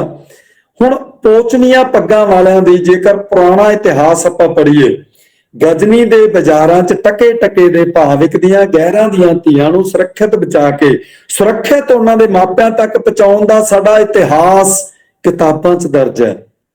ਕੋਈ ਵੀ ਇਤਿਹਾਸ ਪੜ੍ਹ ਸਕਦਾ ਹੈ, ਪਰ ਅੱਜ ਕਿਉਂ ਇਹ ਗਾਣੇ ਬਣ ਗਏ? ਉਹਦਾ ਕਾਰਨ ਕੀ ਹੈ? ਗਜਨੀ ਦੇ ਬਾਜ਼ਾਰਾਂ 'ਚ ਟਕੇ ਟਕੇ ਦੇ ਭਾਅ ਗਹਿਰਾਂ ਦੀਆਂ ਧੀਆਂ ਨੂੰ ਸੁਰੱਖਿਅਤ ਬਚਾ ਕੇ ਸੁਰੱਖਿਅਤ ਉਹਨਾਂ ਦੇ ਮਾਪਿਆਂ ਤੱਕ ਪਹੁੰਚਾਉਣ ਵਾਲੇ ਨੌਜਵਾਨ ਅੱਜ ਕਿਸੇ ਧੀ ਭੈਣ ਦੀ ਚੈਨੀ ਖਿੱਚ ਰਹੇ ਨੇ, ਕਿਸੇ ਦਾ ਮੋਬਾਈਲ ਖੋ ਰਹੇ ਨੇ, ਕਿਸੇ ਦਾ ਪਰਸ ਖੋ ਰਹੇ ਨੇ। ਕੋਈ ਦਿਨ ਨਹੀਂ ਜਾਂਦਾ ਜਿੱਦੇ ਕਿਸੇ ਦੁਕਾਨ ਦਾ ਸ਼ਟਰ ਨਾ ਟੁੱਟੇ ਜਾਂ ਕਿਸੇ ਘਰ ਦਾ ਜਿੰਦਰਾ ਨਾ ਟੁੱਟੇ। ਕਿਉਂ ਨਾ ਗਾਣੇ ਬਣਨ? ਇਹ ਗਾਣੇ ਬਣਾਉਣ ਲਈ ਅਸੀਂ ਖੁਦ ਜ਼ਿੰਮੇਵਾਰ ਹਾਂ। ਕਿੱਥੇ ਗਈ ਸਾਡੀ ਅਣਖ, ਗੈਰਤ, ਜ਼ਮੀਰ? ਕਿੱਥੇ ਗਿਆ ਸਾਡੀ ਉਹ ਅਣਖ ਵਾਲਾ ਜਜ਼ਬਾ? ਤੁਸੀਂ ਅਖਬਾਰਾਂ ਦੀਆਂ ਖਬਰਾਂ, ਜਿਹੜੇ ਮੇਰੇ ਧੀਆਂ ਪੁੱਤ ਅਖਬਾਰਾਂ ਪੜ੍ਹਨ ਦੇ ਸ਼ੌਕੀਨ ਨੇ, ਉਹਨਾਂ ਨੇ ਇਹ ਖਬਰ ਵੀ ਪੜ੍ਹੀ ਹੋਣੀ ਹੈ ਕਿ ਕਿਸੇ ਸਮੇਂ ਪੰਜਾਬ ਪੁਲਿਸ ਦਾ ਟਾਰਗੇਟ ਤਾਂ ਪੂਰਾ ਹੁੰਦਾ ਹੀ ਹੁੰਦਾ ਸੀ।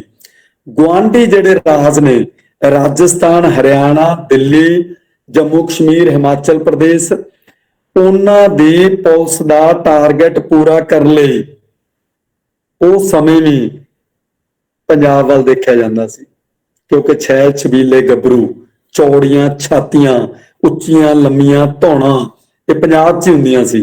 ਇਦੋਂ ਵੀ ਅਗਾਂਹ ਲੰਘ ਜਾਓ, CRP, BSF ਜਾਂ ਫੌਜ ਦੀਆਂ ਜਿਹੜੇ 3 ਵਿੰਗ ਨੇ, ਉਹਨਾਂ ਦਾ ਟਾਰਗੇਟ ਪੂਰਾ ਕਰਨ ਲਈ ਵੀ ਪੰਜਾਬ ਵੱਲ ਦੇਖਿਆ ਜਾਂਦਾ ਸੀ।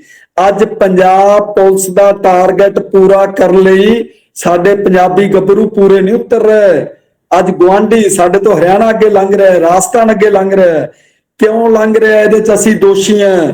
ਕੋਈ ਇਕੱਲੇ ਡਾਕਟਰ ਪਰਮਿੰਦਰ ਸਿੰਘ ਤੱਗੜ ਦੇ ਬੋਲਣ ਨਾਲ ਜਾਂ ਗੁਰਿੰਦਰ ਸਿੰਘ ਦੇ ਬੋਲਣ ਨਾਲ ਇਹ ਮਸਲਾ ਹੱਲ ਨਹੀਂ ਹੋਣਾ। ਇਹ ਸਾਰੀਆਂ ਜ਼ਿੰਮੇਵਾਰੀਆਂ ਸਾਨੂੰ ਆਪਦੇ ਮੋਢੇ ਤੇ ਲੈਣੀਆਂ ਪੈਣੀਆਂ ਨੇ। ਤੁਸੀਂ ਇੱਕ ਚੀਜ਼ ਦੇਖੋ, ਤੁਸੀਂ ਜਿਹੜੇ ਵੀ ਬੱਚੇ ਜੋੜੇ ਨੇ, ਜਿਹੜੇ ਪਿੰਡ, ਸ਼ਹਿਰ ਜਾਂ ਕਸਬੇ ਦੇ ਵਸਨੀਕ ਨੇ, ਤੁਹਾਡੀ ਜ਼ਿੰਮੇਵਾਰੀ ਕੀ ਮੈਂ ਤੈਅ ਕਰਨ ਲੱਗਾ। ਤੁਹਾਡੀ ਜ਼ਿੰਮੇਵਾਰੀ ਕੀ ਹੈ? ਤੁਸੀਂ ਆਪਣੇ ਉਸ ਪਿੰਡ ਦੀ ਇੱਕ ਕੰਡਿਆਲੀ ਤਾਰ, ਜਿਹਨੂੰ ਕਹਿੰਦਾ ਲక్ష్మణ ਰੇਖਾ, ਖਿੱਚ ਦਿਓ। ਪਿੰਡ ਦੀ, ਕਸਬੇ ਦੀ ਜਾਂ ਵਾਰਡ ਦੀ। ਵਾਰਡ ਸਮਝੋ ਨਾ, ਸ਼ਹਿਰਾਂ ਦੇ ਵਿੱਚ ਵਾਰਡ ਬੰਦੀ ਹੁੰਦੀ ਹੈ। ਚਲੋ ਗਲੀ ਮੁਹੱਲੇ ਤੇ ਆ ਜਾਂਦੇ ਆਪਾਂ, ਇਦੋਂ ਵੀ ਨੇੜੇ ਕਰ ਲੈਣੇ। ਤੁਸੀਂ ਆਪਣੇ ਗਲੀ ਮੁਹੱਲੇ ਦੀ ਇੱਕ ਲక్ష్మణ ਰੇਖਾ ਖਿੱਚ ਦਿਓ, ਜਿਹਦੇ ਤੁਹਾਡੇ ਸਮਾਜ ਸੇਵੀ ਕਲੱਬ ਨੇ, ਸਭਾ ਸੁਸਾਇਟੀਆਂ ਨੇ, ਸੰਸਥਾਵਾਂ ਨੇ, ਜਥੇਬੰਦੀਆਂ ਨੇ, ਯੂਨੀਅਨਾਂ ਨੇ, ਐਸੋਸੀਏਸ਼ਨਾਂ ਨੇ। ਦੇਖੋ, ਗੈਰ ਸਿਆਸੀ ਹੋ ਕੇ ਇਹ ਚੀਜ਼ਾਂ ਕਰਨੀਆਂ ਪੈਣੀਆਂ ਨੇ। ਮੈਂ ਫਿਰ ਕਹਿਣ ਲੱਗਾ, ਮੈਂ ਸਿਆਸਤ ਦੇ ਉਲਟ ਨਹੀਂ, ਪਰ ਮੈਂ ਗੈਰ ਸਿਆਸੀ ਹਾਂ। ਸਿਆਸੀ ਲੋਕਾਂ ਨੂੰ ਆਪਦੀ ਸਿਆਸਤ ਕਰਨ ਦਿਓ। ਤੁਸੀਂ ਆਪਦੇ ਪਿੰਡ ਨੂੰ ਚੰਗਾ ਕਿਵੇਂ ਬਣਾਉਣਾ, ਉਸ ਬਾਰੇ ਪਾਸੇ ਆਪਾਂ ਆਈਏ। ਉਹ ਲక్ష్మణ ਰੇਖਾ ਆਪਾਂ ਕਿਉਂ ਖਿੱਚਣੀ ਹੈ? ਉਹ ਲక్ష్మణ ਰੇਖਾ ਖਿੱਚਣ ਦਾ ਸਿਰਫ ਤੇ ਸਿਰਫ ਇੱਕੋ ਮਕਸਦ ਹੈ ਕਿ ਤੁਸੀਂ ਕਿਸੇ ਵੀ ਕੁੱਤੇ ਬਿੱਲੇ ਨੂੰ ਉਹ ਲక్ష్మణ ਰੇਖਾ ਪਾਰ ਕਰਨ ਦੀ ਇਜਾਜ਼ਤ ਨਹੀਂ ਦੇਣੀ। ਹੁਣ ਕੁੱਤਾ ਬਿੱਲਾ ਇੰਨੇ ਨਫ਼ਰਤ ਵਾਲੇ ਸ਼ਬਦ ਨਹੀਂ ਹੁੰਦੇ, ਨਾ ਹੀ ਉਹ ਜੀਵ ਇੰਨੇ ਨਫ਼ਰਤ ਵਾਲੇ ਨੇ, ਪਰ ਮੈਂ ਕੁੱਤਾ ਬਿੱਲਾ ਉਹਨਾਂ ਨਸ਼ਾ ਤਸਕਰਾਂ ਦੇ ਨਾਲ ਜੋੜ ਰਿਹਾ, ਉਹਨਾਂ ਨਸ਼ਾ ਤਸਕਰਾਂ ਨੂੰ ਸੰਬੋਧਨ ਹੋ ਕੇ ਕੁੱਤਾ ਬਿੱਲਾ ਕਹਿ ਰਿਹਾ, ਜਿਹੜੇ ਅੱਜ ਸਾਡੇ ਨੌਜਵਾਨ ਬੱਚਿਆਂ ਦਾ ਮੌਤ ਦਾ ਵਾਰੰਟ ਸਾਬਤ ਹੋ ਰਹੇ ਨੇ, ਮੌਤ ਦਾ ਸਬੱਬ ਬਣ ਰਹੇ ਨੇ, ਉਹਨਾਂ ਨੂੰ ਮੈਂ ਕੁੱਤੇ ਬਿੱਲੇ ਕਹਿ ਰਿਹਾ। ਹੁਣ ਉਹਨਾਂ ਨੂੰ ਸੰਬੋਧਨ ਹੋ ਕੇ ਇੱਕ ਗੱਲ ਕਵਾਂ, ਜਿਵੇਂ ਡਾਕਟਰ ਤੱਗੜ ਜੀ ਨੇ ਕਿਹਾ ਕਿ ਮੈਂ ਬਹੁਤ ਸਾਰੀਆਂ ਸਟੇਜਾਂ ਤੋਂ ਬੋਲਿਆ, ਬਹੁਤ ਸਾਰੇ ਵੱਡੇ ਵੱਡੇ ਪੁਲਿਸ ਅਫਸਰਾਂ ਦੀ ਹਾਜ਼ਰੀ 'ਚ, ਬਹੁਤ ਵੱਡੇ ਵੱਡੇ ਲੀਡਰਾਂ ਦੀ ਹਾਜ਼ਰੀ 'ਚ ਗੱਲਾਂ ਬੋਲਿਆ ਜਿਹੜੀਆਂ ਤੁਹਾਡੇ ਨਾਲ ਸਾਂਝੀਆਂ ਕਰਨ ਲੱਗਾ। ਜਿਹੜਾ ਨਸ਼ਾ ਤਸਕਰ ਹੈ ਨਾ, ਉਹਦੀ ਮੌਤ ਬੜੀ ਦੁਖਦਾਇਕ ਹੁੰਦੀ ਹੈ, ਕਿਉਂਕਿ ਮੇਰੇ ਅੱਖਾਂ ਦੇ ਸਾਹਮਣੇ ਇਹ ਆਪਣੇ ਨਾਲ ਨਾ ਇਹ ਵੀਡੀਓ ਨੂੰ YouTube ਰਾਹੀਂ ਕਰੋੜਾਂ ਅਰਬਾਂ ਲੋਕਾਂ ਨੇ ਦੇਖਣਾ ਹੈ। ਕਿਸੇ ਦੇ ਮਨ ਨੂੰ ਠੇਸ ਨਾ ਪਹੁੰਚੇ, ਇਸ ਲਈ ਮੈਂ ਉਹਨਾਂ ਦਾ ਨਾਮ ਲੈਣਾ ਜ਼ਰੂਰੀ ਨਹੀਂ ਸਮਝਦਾ, ਵਾਜਬ ਨਹੀਂ ਸਮਝਦਾ, ਪਰ ਮੈਂ ਉਦਾਹਰਨਾਂ ਦੇ ਦਿੰਦਾ ਸਾਡੇ ਕੋਟਕਪੂਰੇ ਦੀਆਂ। ਸਾਡੇ ਕੋਟਕਪੂਰੇ ਦੇ ਵਿੱਚ 2 ਨਸ਼ਾ ਤਸਕਰ ਇਹੋ ਜਿਹੇ ਨੇ ਜਿਨ੍ਹਾਂ ਬਾਰੇ ਬਹੁਤ ਸਾਰਾ ਸੀ ਕਿ ਇਹਨਾਂ ਦੇ ਤਾਂ ਬਹੁਤ ਵੱਡੇ ਵੱਡੇ ਅਫਸਰ ਆਉਂਦੇ ਨੇ, ਬਹੁਤ ਵੱਡੇ ਵੱਡੇ ਲੀਡਰ ਆਉਂਦੇ ਨੇ, ਬੱਤੀਆਂ ਵਾਲੀਆਂ ਕਾਰਾਂ ਤਾਂ ਇਹਨਾਂ ਦੇ ਘਰ ਮੂਹਰੇ ਅਕਸਰ ਖੜੀਆਂ ਰਹਿੰਦੀਆਂ, ਪਰ ਅੱਜ ਉਹ ਪੀੜ੍ਹੀਆਂ ਖਤਮ ਹੋ ਗਈਆਂ, ਨਸ਼ੇ 'ਚ ਹੀ ਖਤਮ ਹੋ ਗਈ, ਨਸ਼ਿਆਂ ਨੇ ਬਰਬਾਦ ਕਰਤਾ। ਅੱਜ ਉਹਨਾਂ ਦਾ ਨਾਮ ਲਿਆ ਜਾਂਦਾ, ਨਫ਼ਰਤ ਨਾਲ ਲਿਆ ਜਾਂਦਾ, ਸਤਿਕਾਰ ਨਾਲ ਉਹਨਾਂ ਦਾ ਨਾਮ ਕੋਈ ਨਹੀਂ ਲੈਂਦਾ। ਜਿਹੜੇ ਨਸ਼ਾ ਤਸਕਰ ਨੇ ਉਹਨਾਂ ਨੂੰ ਸੰਬੋਧਨ ਹੋ ਕੇ ਮੈਂ ਇਹ ਗੱਲ ਕਹੂੰਗਾ ਜ਼ਰੂਰ ਕਿ ਉਹਨਾਂ ਦੀ ਔਲਾਦ ਜਦੋਂ ਨਸ਼ਿਆਂ 'ਚ ਪੈ ਗਈ, ਉਸ ਵੇਲੇ ਮੱਥੇ ਤੇ ਹੱਥ ਮਾਰਨ ਤੋਂ ਸਿਵਾਏ ਉਹਨਾਂ ਪੱਲੇ ਕੁਛ ਨਹੀਂ ਰਹਿਣਾ। ਅੱਜ ਲੱਖ ਕਹਿਣ ਕਿ ਅਸੀਂ ਬੈਂਕ ਬੈਲੈਂਸ ਵਧਾ ਲਿਆ, ਸਾਡੀ ਜ਼ਮੀਨ ਜਾਇਦਾਦ ਬਹੁਤ ਵੱਧ ਗਈ, ਮੇਰੇ ਬੇਟੇ ਕੋਲ 50 ਲੱਖ ਦੀ ਕਾਰ ਹੈ, ਮੇਰੇ ਬੇਟੇ ਕੋਲ 2.5 ਲੱਖ ਰੁਪਏ ਦਾ ਮੋਬਾਈਲ ਹੈ, ਮੇਰੇ ਬੇਟੇ ਕੋਲ 2 ਲੱਖ ਰੁਪਏ ਦਾ ਲੈਪਟਾਪ ਹੈ। ਇਹ ਖਿਆਲੀ ਗੱਲਾਂ ਨੇ, ਪਰ ਇਹ ਚੀਜ਼ ਉਹ ਭੁੱਲ ਰਹੇ ਨੇ ਕਿ ਜਦੋਂ ਹੋਰਨਾਂ ਦੇ ਬੱਚਿਆਂ ਦੀ ਮੌਤ ਦਾ ਸਬੱਬ ਬਣ ਰਹੇ ਨੇ ਤਾਂ ਇਹ ਗੱਲ ਉਹਨਾਂ ਤੇ ਆਉਣੀ ਹੈ। ਕਿਉਂ? ਮੈਂ ਨਹੀਂ ਕਹਿੰਦਾ, ਇਹ ਬਾਬਾ ਫਰੀਦ ਜੀ ਕਹਿ ਰਹੇ ਨੇ। ਪਾਵਨ ਸ੍ਰੀ ਗੁਰੂ ਗ੍ਰੰਥ ਸਾਹਿਬ ਜੀ ਦੇ ਪੰਨਾ ਨੰਬਰ 1379 ਤੇ ਦਰਜ ਹੈ ਫਰੀਦ ਦਾ, ਲੋੜੇ ਦਾਖ ਬਿਜੋਰੀਆ ਕਿੱਕਰ ਬੀਜੈ ਜੱਟ। ਕਿੱਕਰ ਬੀਜਣ ਵਾਲਾ ਜੱਟ ਜੇ ਬਿਜੋਰ ਦੀਆਂ ਦਾਖਾਂ ਦੀ ਆਸ ਰੱਖਦਾ ਹੈ ਤਾਂ ਬੜੀ ਵੱਡੀ ਗਲਤਫਹਿਮੀ 'ਚ ਹੈ, ਬਹੁਤ ਵੱਡੀ ਗਲਤਫਹਿਮੀ 'ਚ ਹੈ। ਕਿਉਂ? ਜੋ ਕਰੋਗੇ ਉਹ ਭਰੋਗੇ। ਮਤ ਸੋਚੋ ਕਿ ਯੂਨੀਵਰਸਿਟੀ ਕਾਲਜ ਜੈਤੋ ਦੇ CCTV ਕੈਮਰਿਆਂ ਦੀ ਰੇਂਜ 'ਚ ਅਸੀਂ ਨਹੀਂ ਆਏ, ਇਹ ਬੜੀ ਵੱਡੀ ਗਲਤਫਹਿਮੀ ਹੈ। ਇੱਕ ਉਸ ਪਰਮਾਤਮਾ ਦਾ ਹਿਡਨ ਕੈਮਰਾ ਹੈ ਜਿਹੜਾ ਤੁਹਾਡੀ ਹਰ ਹਰਕਤ ਨੋਟ ਕਰ ਰਿਹਾ, ਨਿੱਕੀ ਨਿੱਕੀ ਗੱਲ ਤੁਹਾਡੀ ਨੋਟ। ਹੁਣ ਜਿਹੜੇ ਜੇ ਮੈਨੂੰ ਡਾਕਟਰ ਤੱਗੜ ਜੀ ਤੇ ਭਵਨਦੀਪ ਉੱਪਲ ਜੀ ਯਾਦ ਦੇਣਗੇ, ਮੈਂ ਤੁਹਾਡੇ ਇੱਕ ਸਵਾਲ ਦਾ ਵੀ ਜਵਾਬ ਦਊਂਗਾ, ਪਰ ਕੰਟੀਨਿਊ ਅਜੇ ਮੈਨੂੰ ਚੱਲਣ ਦਿਓ, ਤੁਸੀਂ ਸਮਝਣ ਦੀ ਕੋਸ਼ਿਸ਼ ਕਰੋ। ਜਿਹੜੇ ਲੜਕੇ ਆਪਣੇ ਨਾਲ ਪੜ੍ਹਦੀਆਂ ਲੜਕੀਆਂ ਨੂੰ ਭੈਣਾਂ ਦਾ ਸਤਿਕਾਰ ਦਿੰਦੇ ਨੇ, ਉਹਨਾਂ ਲੜਕਿਆਂ ਦੀਆਂ ਆਪ ਦੀਆਂ ਭੈਣਾਂ ਸਦਾ ਸੁਰੱਖਿਅਤ ਰਹਿਣਗੀਆਂ। ਇਹ ਮੈਂ ਨਹੀਂ ਕਹਿੰਦਾ, ਬਾਬਾ ਫਰੀਦ ਜੀ ਕਹਿ ਰਹੇ ਨੇ। ਜਿਹੜੀਆਂ ਲੜਕੀਆਂ ਆਪਣੇ ਨਾਲ ਪੜ੍ਹਦੇ ਲੜਕਿਆਂ ਨੂੰ ਭਰਾਵਾਂ ਦਾ ਸਤਿਕਾਰ ਦਿੰਦੀਆਂ ਨੇ, ਉਹਨਾਂ ਦੇ ਆਪ ਦੇ ਭਰਾ ਕਦੀ ਕੁਰਾਹੇ ਨਹੀਂ ਪੈਣਗੇ। ਮੈਂ ਨਹੀਂ ਕਹਿੰਦਾ, ਬਾਬਾ ਫਰੀਦ ਜੀ ਕਹਿ ਰਹੇ ਨੇ। ਹਿੰਦੂ, ਮੁਸਲਿਮ, ਸਿੱਖ, ਈਸਾਈ, ਜੈਨੀ, ਬੋਧੀ, ਪਾਰਸੀ, ਯਹੂਦੀ, ਜਿੰਨੇ ਧਰਮ ਨੇ, ਜਿੰਨੀਆਂ ਕੌਮਾਂ ਨੇ, ਬੇਸ਼ੱਕ ਉਹਨਾਂ ਦੇ ਵਿਚਾਰਧਾਰਾ ਵੱਖੋ ਵੱਖਰੀ ਹੈ, ਉਹਨਾਂ ਦੇ ਸਿਧਾਂਤ ਵੱਖੋ ਵੱਖਰੇ ਨੇ, ਰਸਮੋ ਰਿਵਾਜ ਵੱਖੋ ਵੱਖਰੇ ਨੇ, ਤਿਉਹਾਰ ਵੱਖੋ ਵੱਖਰੇ ਨੇ, ਧਾਰਮਿਕ ਗ੍ਰੰਥ ਵੱਖੋ ਵੱਖਰੇ ਨੇ, ਪਰ ਇਸ ਗੱਲ ਦਾ ਸੁਮੇਲ ਹੈ, ਜੋ ਕਰੋਗੇ ਉਹ ਭਰੋਗੇ। ਤੁਹਾਡੀ ਕੀਤੀ ਕਿਸੇ ਵੀ ਗਲਤ ਹਰਕਤ ਦਾ, ਤੁਹਾਡੇ ਕੀਤੀ ਕਿਸੇ ਗਲਤੀ ਦਾ, ਤੁਹਾਡੇ ਕੀਤੇ ਕਿਸੇ ਗਲਤ ਕੰਮ ਦਾ ਫਾਇਦਾ ਤੁਹਾਡਾ ਭੈਣ ਭਰਾ, ਚਾਚਾ ਤਾਇਆ, ਮਾਮਾ ਮਾਸੜ, ਫੁੱਫੜ, ਗੁਆਂਢੀ ਕੋਈ ਵੀ ਲੈ ਸਕਦਾ ਹੈ, ਪਰ ਉਹਦਾ ਖਮਿਆਜਾ ਤੁਹਾਨੂੰ ਭੁਗਤਣਾ ਪਊਗਾ। ਤੁਸੀਂ ਉਹਦਾ ਖਮਿਆਜਾ ਭੁਗਤਣ ਲਈ ਤਿਆਰ ਹੋ ਜਾਓ। ਜੇ ਤੁਹਾਡੇ ਰਿਸ਼ਤੇਦਾਰੀ 'ਚ ਜਾਂ ਗੁਆਂਢ ਦੇ ਵਿੱਚ ਕੋਈ ਬੰਦਾ ਤੜਫ ਰਿਹਾ ਕਿਸੇ ਕਾਰਨ, ਤਾਂ ਇਹ ਚੀਜ਼ ਸੋਚ ਲਓ ਕਿ ਉਹ ਕਿਉਂ ਤੜਫ ਰਿਹਾ, ਉਹਦਾ ਕਾਰਨ ਕੀ ਹੈ। ਉਸੇ ਨੂੰ ਪੁੱਛ ਕੇ ਦੇਖ ਲਿਓ, ਉਹ ਤੁਹਾਨੂੰ ਦੱਸ ਦੂਗਾ ਬਈ ਮੈਂ ਉਹਨਾਂ ਗਲਤੀਆਂ ਦਾ ਖਮਿਆਜਾ ਭੁਗਤ ਰਿਹਾ। ਇਹ ਚੀਜ਼ਾਂ ਬਿਲਕੁਲ ਚਿੱਟੇ ਦਿਨ ਵਾਂਗ ਸਾਫ਼ ਨੇ। ਹੁਣ ਆਪਾਂ ਅਗਲੀ ਗੱਲ ਆਈਏ, ਜਿਹੜੇ ਨਸ਼ਾ ਛਡਾਊ ਕੇਂਦਰ ਨੇ। ਹੁਣ ਨਸ਼ਾ ਛਡਾਊ ਕੇਂਦਰ ਵਧਾਉਣ ਦਾ ਸਬੱਬ ਕਿਉਂ ਬਣਿਆ? ਅੱਜ ਇੱਥੇ ਨਾ ਇੱਕ ਦਿੱਲੀ ਦੇ ਮੁੱਖ ਮੰਤਰੀ ਨੇ ਕੇਜਰੀਵਾਲ, ਉਹ ਆਏ ਕੋਟਕਪੂਰੇ। ਪੁਰਾਣੀ ਗੱਲ ਹੈ, ਕਰੀਬ 5 ਸਾਲ ਪਹਿਲਾਂ, ਜਿਹੜੀਆਂ ਵਿਧਾਨ ਸਭਾ ਚੋਣਾਂ ਤੋਂ ਵੀ ਪਹਿਲਾਂ। ਉਦੋਂ ਸਾਡੇ ਇੱਕ ਕੋਟਕਪੂਰੇ ਦੀ ਦੇਵੀ ਵਾਲਾ ਰੋਡ ਹੈ, ਉੱਥੋਂ ਦੀਆਂ ਨੂੰਹ ਤੇ ਸੱਸ, ਉਹ ਵਿਚਾਰੀਆਂ ਆਪ ਦੇ ਸੱਸ ਨੇ ਪਤੀ ਦੀ ਫੋਟੋ ਹੱਥ 'ਚ ਲਈ ਹੋਈ ਸੀ ਤੇ ਉਹਦੀ ਨੂੰਹ ਨੇ ਆਪਦੇ ਪਤੀ ਦੀ, ਸੱਸ ਦੇ ਬੇਟੇ ਦੀ, ਜਿਹੜਾ ਕਿ ਜੇਲ੍ਹ ਸੀ, ਉਹਦੇ ਪਤੀ ਦੀ ਡੈਥ ਹੋ ਚੁੱਕੀ ਸੀ ਤੇ ਬੇਟਾ ਜੇਲ੍ਹ ਸੀ। ਉਹ ਕਹਿੰਦੀਆਂ ਉਹਦੇ ਮੁੱਖ ਮੰਤਰੀ ਕੋਲ ਕਹਿੰਦੀਆਂ ਵੀ ਸਾਡੇ ਨਸ਼ੇ ਦਾ ਬਹੁਤ ਬੁਰਾ ਹਾਲ ਹੈ। ਤੇ ਉਹ ਕਹਿੰਦਾ ਜੀ ਮੈਂ ਕੀ ਕਰ ਸਕਦਾ।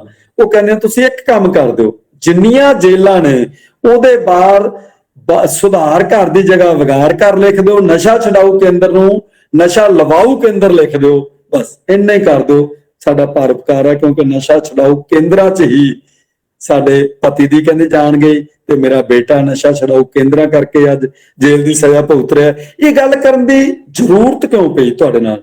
ਕਿਉਂਕਿ ਅੱਜ ਮੈਂ ਇੱਕ ਪੱਤਰਕਾਰ ਹੋਣ ਨਾਤੇ, ਜਿਵੇਂ ਡਾਕਟਰ ਤੱਗੜ ਜੀ ਨੇ ਦੱਸਿਆ ਕਿ ਮੈਂ ਪਿਛਲੇ 25 ਸਾਲਾਂ ਤੋਂ ਪੱਤਰਕਾਰਤਾ ਦੇ ਖੇਤਰ 'ਚ ਹਾਂ। ਮੈਂ ਸਿਰਫ ਤੇ ਸਿਰਫ ਸਮਾਜ ਸੇਵਾ ਹੀ ਨਹੀਂ, ਸਮਾਜ ਸੁਧਾਰ ਵਾਲੇ ਕੰਮਾਂ ਵਾਲੇ ਪਾਸੇ ਵੀ ਪਿਆ ਹੋਇਆ ਕਿ ਸਾਡਾ ਸਮਾਜ ਸੁਧਰ ਜੇ, ਸਾਡੇ ਬੱਚੇ ਚੰਗੇ ਰਸਤੇ ਤੁਰ ਪੈਣ। ਨਸ਼ਾ ਛੁਡਾਊ ਕੇਂਦਰਾਂ 'ਚ ਵੀ ਮੈਨੂੰ ਲੈਕਚਰ ਕਰਨ ਦਾ ਮੌਕਾ ਮਿਲਿਆ, ਜੇਲ੍ਹਾਂ ਦੇ ਵਿੱਚ ਵੀ ਮੈਨੂੰ ਲੈਕਚਰ ਕਰਨ ਦਾ ਮੌਕਾ ਮਿਲਿਆ। ਉੱਥੇ ਮੈਂ ਕੀ ਦੇਖਿਆ ਕਿ ਨਸ਼ਾ ਛਡਾਉਣ ਵਾਲੇ ਪਾਸੇ ਘੱਟ ਧਿਆਨ ਹੈ ਤੇ ਨਸ਼ਾ ਤਸਕਰੀ ਦਾ ਜ਼ਿਆਦਾ ਹੈ। ਅੱਜ ਜਿਹੜੀ ਨਸ਼ਾ ਤਸਕਰੀ ਹੈ ਇਹਦੇ ਬਾਰੇ ਬਹੁਤ ਸਾਰੀਆਂ ਉਹ ਗੱਲਾਂ ਨੇ ਜਿਹੜੀਆਂ ਮੈਂ ਲਿਖ ਚੁੱਕਾ ਅਖਬਾਰ ਦੇ ਵਿੱਚ, ਪਰ ਮੈਂ ਇਸ YouTube ਜਿਹੜੀ ਆਪਣੀ ਗੂਗਲ ਮੀਟ ਹੈ ਇਹਦੇ 'ਚ ਨਹੀਂ ਜ਼ਿਕਰ ਕਰਨਾ ਚਾਹੁੰਦਾ। ਲਿਮਿਟੇਸ਼ਨ ਹੈ। ਯੂਨੀਵਰਸਿਟੀ ਕਾਲਜ ਜੈਤੋ ਨੇ ਮੈਨੂੰ ਪਹਿਲੀ ਵਾਰ ਮੌਕਾ ਦਿੱਤਾ ਬੋਲਣ ਦਾ। ਮੈਂ ਕੋਈ ਵਿਵਾਦ ਨਹੀਂ ਖੜਾ ਕਰਨਾ ਚਾਹੁੰਦਾ, ਪਰ ਜਿਹੜੇ ਬੱਚੇ ਮੈਨੂੰ ਮਿਲਣਗੇ ਜਾਂ ਜਦੋਂ ਮੈਨੂੰ ਉੱਥੇ ਬੁਲਾਇਆ ਜਾਊਗਾ ਮੈਂ ਉਹਨਾਂ ਨਾਲ ਇਹ ਗੱਲਾਂ ਜ਼ਰੂਰ ਸਾਂਝੀਆਂ ਕਰੂੰ। ਬਹੁਤ ਸਾਰੀਆਂ ਗੱਲਾਂ ਮੈਂ ਨਹੀਂ ਬੋਲਣੀਆਂ ਚਾਹੁੰਦਾ ਹੈ, ਬਾਵਜੂਦ ਵੀ ਮੈਂ ਨਹੀਂ ਬੋਲ ਸਕਦਾ। ਹੁਣ ਆਪਾਂ ਫਿਰ ਨਸ਼ਿਆਂ ਵਾਲੇ ਪਾਸੇ ਆਈਏ।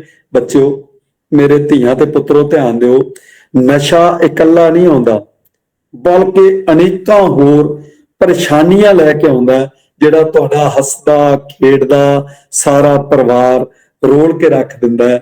ਨਸ਼ਾ ਪਤਾ ਹੀ ਨਹੀਂ ਕੀ ਕੁਛ ਲੈ ਕੇ ਆਉਂਦਾ। ਇਹ ਚੀਜ਼ ਧਿਆਨ ਕਰਕੇ ਰੱਖਿਓ, ਜਿਹੜੇ ਘਰ ਦੇ ਵਿੱਚ ਨਸ਼ਾ ਵੜ ਗਿਆ ਨਾ, ਉਸ ਘਰ ਦੀ ਬਰਬਾਦੀ ਅੱਜ ਨਹੀਂ ਤਾਂ ਕੱਲ ਹੈ। ਪਰ ਉਸ ਤੋਂ ਬਿਨਾਂ ਬਰਬਾਦੀ ਦੇ ਨਾਲ ਜਿਹੜੀ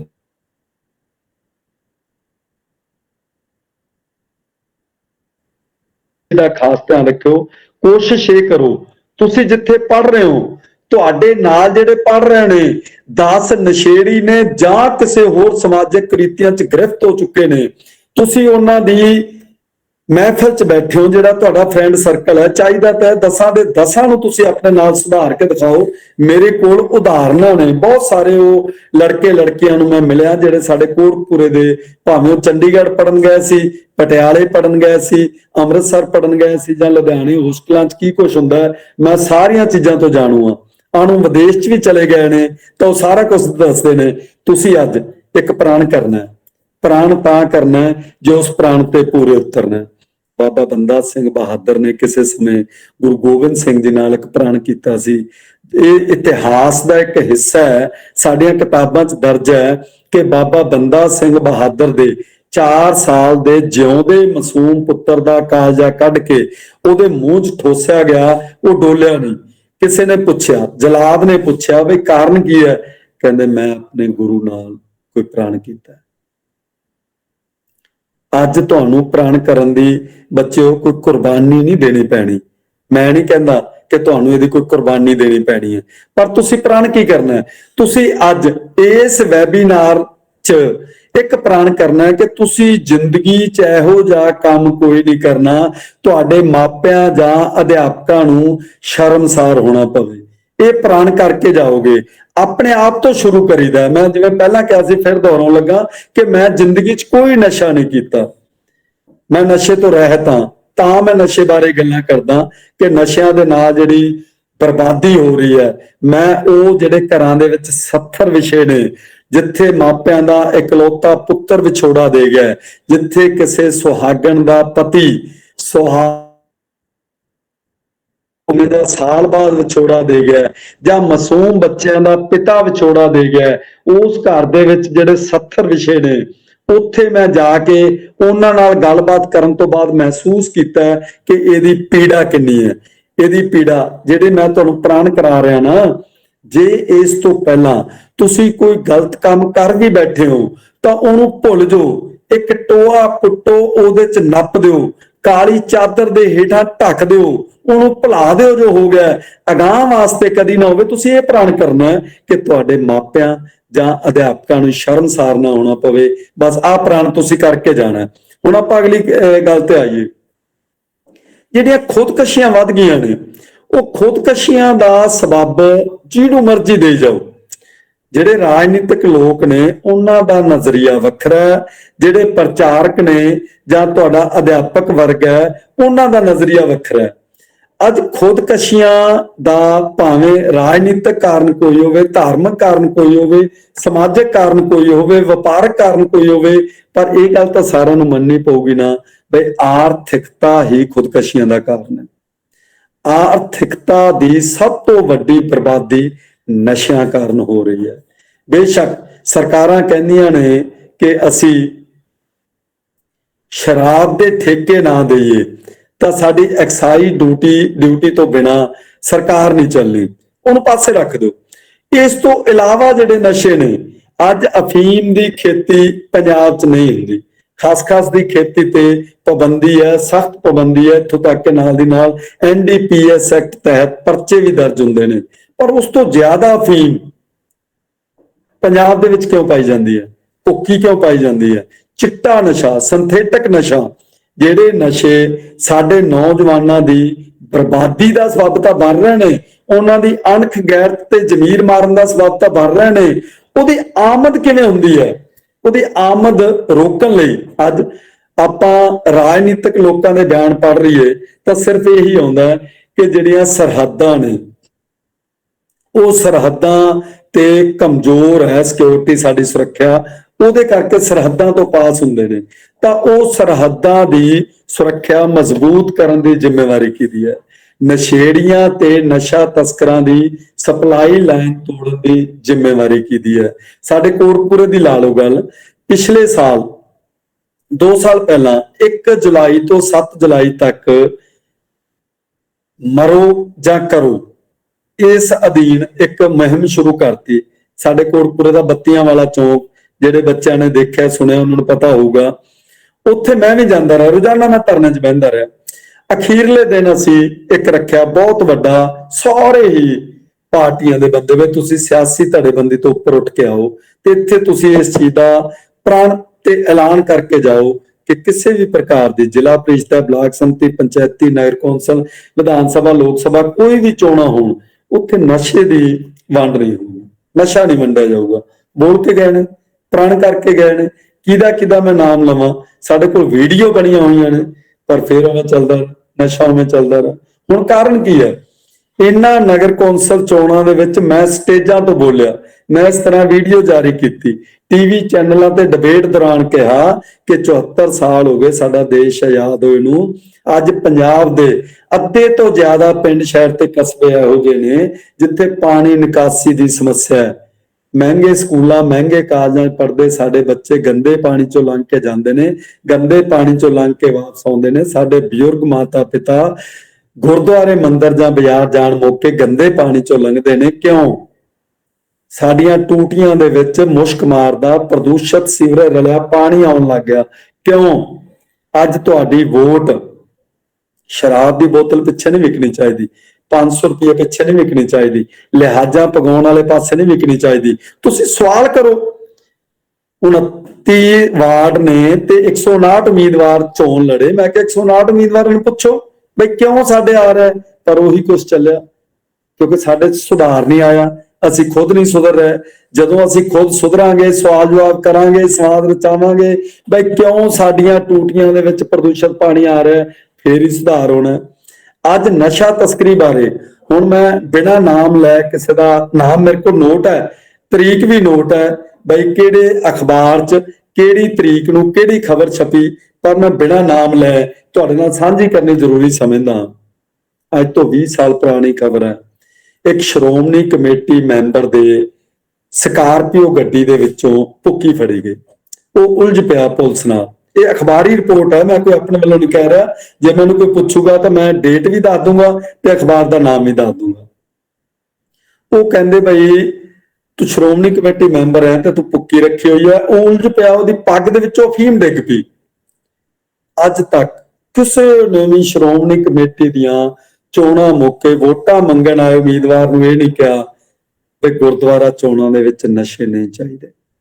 ਗੁਰਦੁਆਰਾ ਚੋਣਾਂ ਤੋਂ ਬਾਅਦ ਵੀ ਜੇਕਰ ਸ਼੍ਰੋਮਣੀ ਕਮੇਟੀ ਮੈਂਬਰ ਨਸ਼ਾ ਤਸਕਰੀ ਕਰਦਾ ਫੜਿਆ ਜਾਵੇ, ਉਹਨੂੰ ਤੁਸੀਂ ਨਿੰਦਣਯੋਗ ਕਹੋਗੇ, ਉਹਨੂੰ ਅਫਸੋਸਨਾਕ ਕਹੋਗੇ, ਉਹਨੂੰ ਚਿੰਤਾਜਨਕ ਕਹੋਗੇ, ਕੀ ਕਹੋਗੇ? ਮੈਂ ਉਹਨੂੰ ਸ਼ਰਮਨਾਕ ਕਹੂੰਗਾ। ਸ਼ਰਮਨਾਕ ਸ਼ਬਦ ਵਰਤਣਾ ਮੈਨੂੰ ਵੀ ਚੰਗਾ ਨਹੀਂ ਲੱਗਦਾ, ਪਰ ਉੱਥੇ ਸ਼ਰਮਨਾਕ ਸ਼ਬਦ ਹੀ ਵਰਤਿਆ ਜਾਂਦਾ। ਤੁਸੀਂ ਇਕੱਲੇ ਇੱਕ ਕਿਸੇ ਪਾਰਟੀ ਦਾ ਨਾ ਸਮਝੋ। ਮੈਂ ਫਿਰ ਦੁਹਰਾਉਣ ਲੱਗਾ, ਅਸੀਂ ਪਿਓ ਦਾਦੇ ਤੋਂ ਗੈਰ ਸਿਆਸੀ ਹਾਂ, ਸਾਡਾ ਸਿਆਸਤ ਨਾਲ ਕੋਈ ਸੰਬੰਧ ਨਹੀਂ। ਪਰ ਜਿਹੜੇ ਸਿਆਸੀ ਲੋਕ ਨੇ ਉਹਨਾਂ ਦੀ ਜ਼ਿੰਮੇਵਾਰੀ ਦਾ ਉਹਨਾਂ ਨੂੰ ਅਹਿਸਾਸ ਕਰਾਉਣ ਲਈ ਸਾਨੂੰ ਬਹੁਤ ਚੀਜ਼ਾਂ ਪ੍ਰਤੀ ਸੁਚੇਤ ਹੋਣਾ ਪਊਗਾ। ਅਸੀਂ ਕਿੱਥੇ ਖੜੇ ਹਾਂ, ਕਿੱਥੇ ਜਾ ਰਹੇ ਹਾਂ। ਹੁਣ ਤੁਸੀਂ ਦੇਖੋ, ਰਾਹੁਲ ਗਾਂਧੀ ਤੱਥਾਂ ਦੇ ਆਧਾਰ ਤੇ ਇੱਥੇ ਆ ਕੇ ਇੱਕ ਗੱਲ ਕਹਿ ਕੇ ਗਿਆ। ਰਾਹੁਲ ਗਾਂਧੀ ਇੱਕ ਚੰਗੇ ਘਰਾਣੇ ਦਾ ਬੇਟਾ ਹੈ ਦਿੱਲੀ ਤੋਂ। ਉਹ ਕਹਿੰਦਾ ਬਈ 70% ਨੌਜਵਾਨ ਨਸ਼ਈ ਨੇ। ਕਹਿੰਦਾ ਗੁਰੂ ਨਾਨਕ ਦੇਵ ਯੂਨੀਵਰਸਿਟੀ ਦੇ ਸਰਵੇ ਮੁਤਾਬਕ, ਜਿਹੜਾ ਉਹਨਾਂ ਨੇ ਸਰਵੇ ਕੀਤਾ, ਉਸ ਵੇਲੇ ਦਾ ਹੱਲ ਨਹੀਂ ਹੋਇਆ। ਸਮੇਂ ਦੇ ਹਾਕਮਾਂ ਨੇ ਚਾਹੀਦਾ ਤਾਂ ਸੀ ਬਈ ਇਹਦਾ ਹੱਲ ਕਰੋ। ਜਦੋਂ ਗੁਰੂ ਨਾਨਕ ਦੇਵ ਯੂਨੀਵਰਸਿਟੀ ਦਾ ਇੱਕ ਸਰਵੇ ਹੈ, ਉਹਦਾ ਹੱਲ ਕਰੋ। ਉਹ ਕਹਿੰਦੇ ਜੀ ਰਾਹੁਲ ਗਾਂਧੀ ਦੇ ਪੁਤਲੇ ਫੂਕੋ। ਸਾਰੇ ਪੰਜਾਬ 'ਚ ਪੁਤਲੇ ਫੂਕੇ ਗਏ, ਤੇ ਹੋ ਸਕਦਾ ਤੁਹਾਡੇ 'ਚੋਂ ਵੀ ਕੋਈ ਉਹਦਾ ਹਿੱਸਾ ਬਣਿਆ ਹੋਵੇ। ਇਹ ਚੀਜ਼ਾਂ ਸਾਰੀਆਂ ਅਫਸੋਸਨਾਕ ਨੇ। ਚਾਹੀਦਾ ਤਾਂ ਇਹ ਹੈ, ਸਾਡਾ ਰਾਹੁਲ ਗਾਂਧੀ ਕੁਛ ਨਹੀਂ ਲੱਗਦਾ। ਉਹਨੇ ਜੋ ਕਹਿਤਾ ਇਹ ਸਿੱਧ ਕਰੋ ਗਲਤ ਹੈ ਕਿ ਠੀਕ ਹੈ। ਜੇਕਰ ਠੀਕ ਹੈ ਤਾਂ ਇਹਦਾ ਜਵਾਬ ਦੇ ਕੌਣ ਹੈ? ਜੇਕਰ ਇਹ ਗਲਤ ਹੈ ਤਾਂ ਰਾਹੁਲ ਗਾਂਧੀ ਤੇ ਕਾਰਵਾਈ ਹੋਣੀ ਚਾਹੀਦੀ ਹੈ। ਪਰ ਨਹੀਂ, ਇਸ ਤਰ੍ਹਾਂ ਪੁਤਲੇ ਫੂਕ ਕੇ ਕਿਸੇ ਨੂੰ ਗੁੰਮਰਾਹ ਕਰਨ ਦੀ ਬਜਾਏ ਸਾਨੂੰ ਇਹ ਚਾਹੀਦਾ ਹੈ ਕਿ ਜਿਹੜੀ ਸਕੂਲਾਂ, ਕਾਲਜਾਂ ਤੇ ਯੂਨੀਵਰਸਿਟੀਆਂ ਦੇ ਵਿੱਚ ਸਾਡੇ ਬੇਟੇ ਬੇਟੀਆਂ ਧੀਆਂ ਪੁੱਤਰ ਪੜ੍ਹਦੇ ਨੇ, ਉਹਨਾਂ ਨੂੰ ਚੰਗੇ ਪਾਸੇ ਕਿਵੇਂ ਲਾਉਣਾ? ਉਹ ਖੇਡਾਂ ਵਾਲੇ ਪਾਸੇ ਲੱਗਣ, ਵਾਤਾਵਰਨ ਵਾਲੇ ਪਾਸੇ ਲੱਗਣ, ਉਹ ਰਾਜਨੀਤਿਕ ਖੇਤਰ ਨਾਲ ਜੁੜਨ, ਧਾਰਮਿਕ ਖੇਤਰ ਨਾਲ ਜੁੜਨ, ਜਿਹੜੇ ਪਾਸੇ ਮਰਜ਼ੀ ਜੁੜਨ, ਪਰ ਸਾਰਥਕ ਜੁੜਨ। ਅੱਜ ਅੰਧ ਵਿਸ਼ਵਾਸ, ਕਰਮਕਾਂਡ ਤੇ ਜਿਹੜੇ ਵਹਿਮ ਭਰਮ ਨੇ, ਉਹਨਾਂ ਨਾਲੋਂ ਸਾਨੂੰ ਟੁੱਟਣਾ ਪੈਣਾ। ਇਹਦੇ ਵਿੱਚ ਇਹ ਹੈ ਬਈ ਇਤਿਹਾਸ ਗਵਾਹ ਹੈ। ਹੁਣ ਜਿਹੜੀ ਗੱਲ ਹੈ, ਥੋੜਾ ਜਿਹਾ ਨਾ ਮੇਰੇ ਸਾਰੇ ਧੀਆਂ ਪੁੱਤਰ ਤੇ ਸਟਾਫ ਵਾਲੇ ਥੋੜਾ ਜਿਹਾ ਧਿਆਨ ਨਾਲ ਸੁਣਿਆ ਜੇ, ਇਹ ਗੱਲ ਜ਼ਰੂਰੀ ਹੈ ਸਾਰਿਆਂ ਨੇ ਸਮਝਣੀ। ਇਤਿਹਾਸ ਗਵਾਹ ਹੈ ਕਿ ਪੰਜਾਬ ਨੂੰ ਕਦੇ ਵੀ ਕਿਸੇ ਨੇ ਆਪਣੇ ਬਾਹੂਬਲ ਨਾਲ ਨਾ ਹਰਾਇਆ ਤੇ ਨਾ ਹੀ ਦਬਾਇਆ, ਪਰ ਸਾਜ਼ਿਸ਼ਾਂ ਰਾਹੀਂ ਗੁਲਾਮ ਜ਼ਰੂਰ ਕੀਤਾ। ਉਹ ਸਮਾਂ ਹੁਣ ਆ ਗਿਆ। ਪੰਜਾਬ ਦੇ ਨੌਜਵਾਨਾਂ ਦੀਆਂ ਧੂਮਾਂ ਦੁਨੀਆ ਦੇ ਕੋਨੇ-ਕੋਨੇ ਤੱਕ ਪੈਂਦੀਆਂ ਸੀ। ਇਹ ਗੱਲ ਅਖਬਾਰਾਂ ਦਾ ਤੇ ਕਿਤਾਬਾਂ ਦਾ ਹਿੱਸਾ ਬਣ ਚੁੱਕੀ ਹੈ, ਇਤਿਹਾਸ ਬਣ ਚੁੱਕਾ ਹੈ। ਪਰ ਅੱਜ ਸਾਡਾ ਨਾਮ ਨਫ਼ਰਤ ਨਾਲ ਲਿਆ ਜਾਂਦਾ ਹੈ।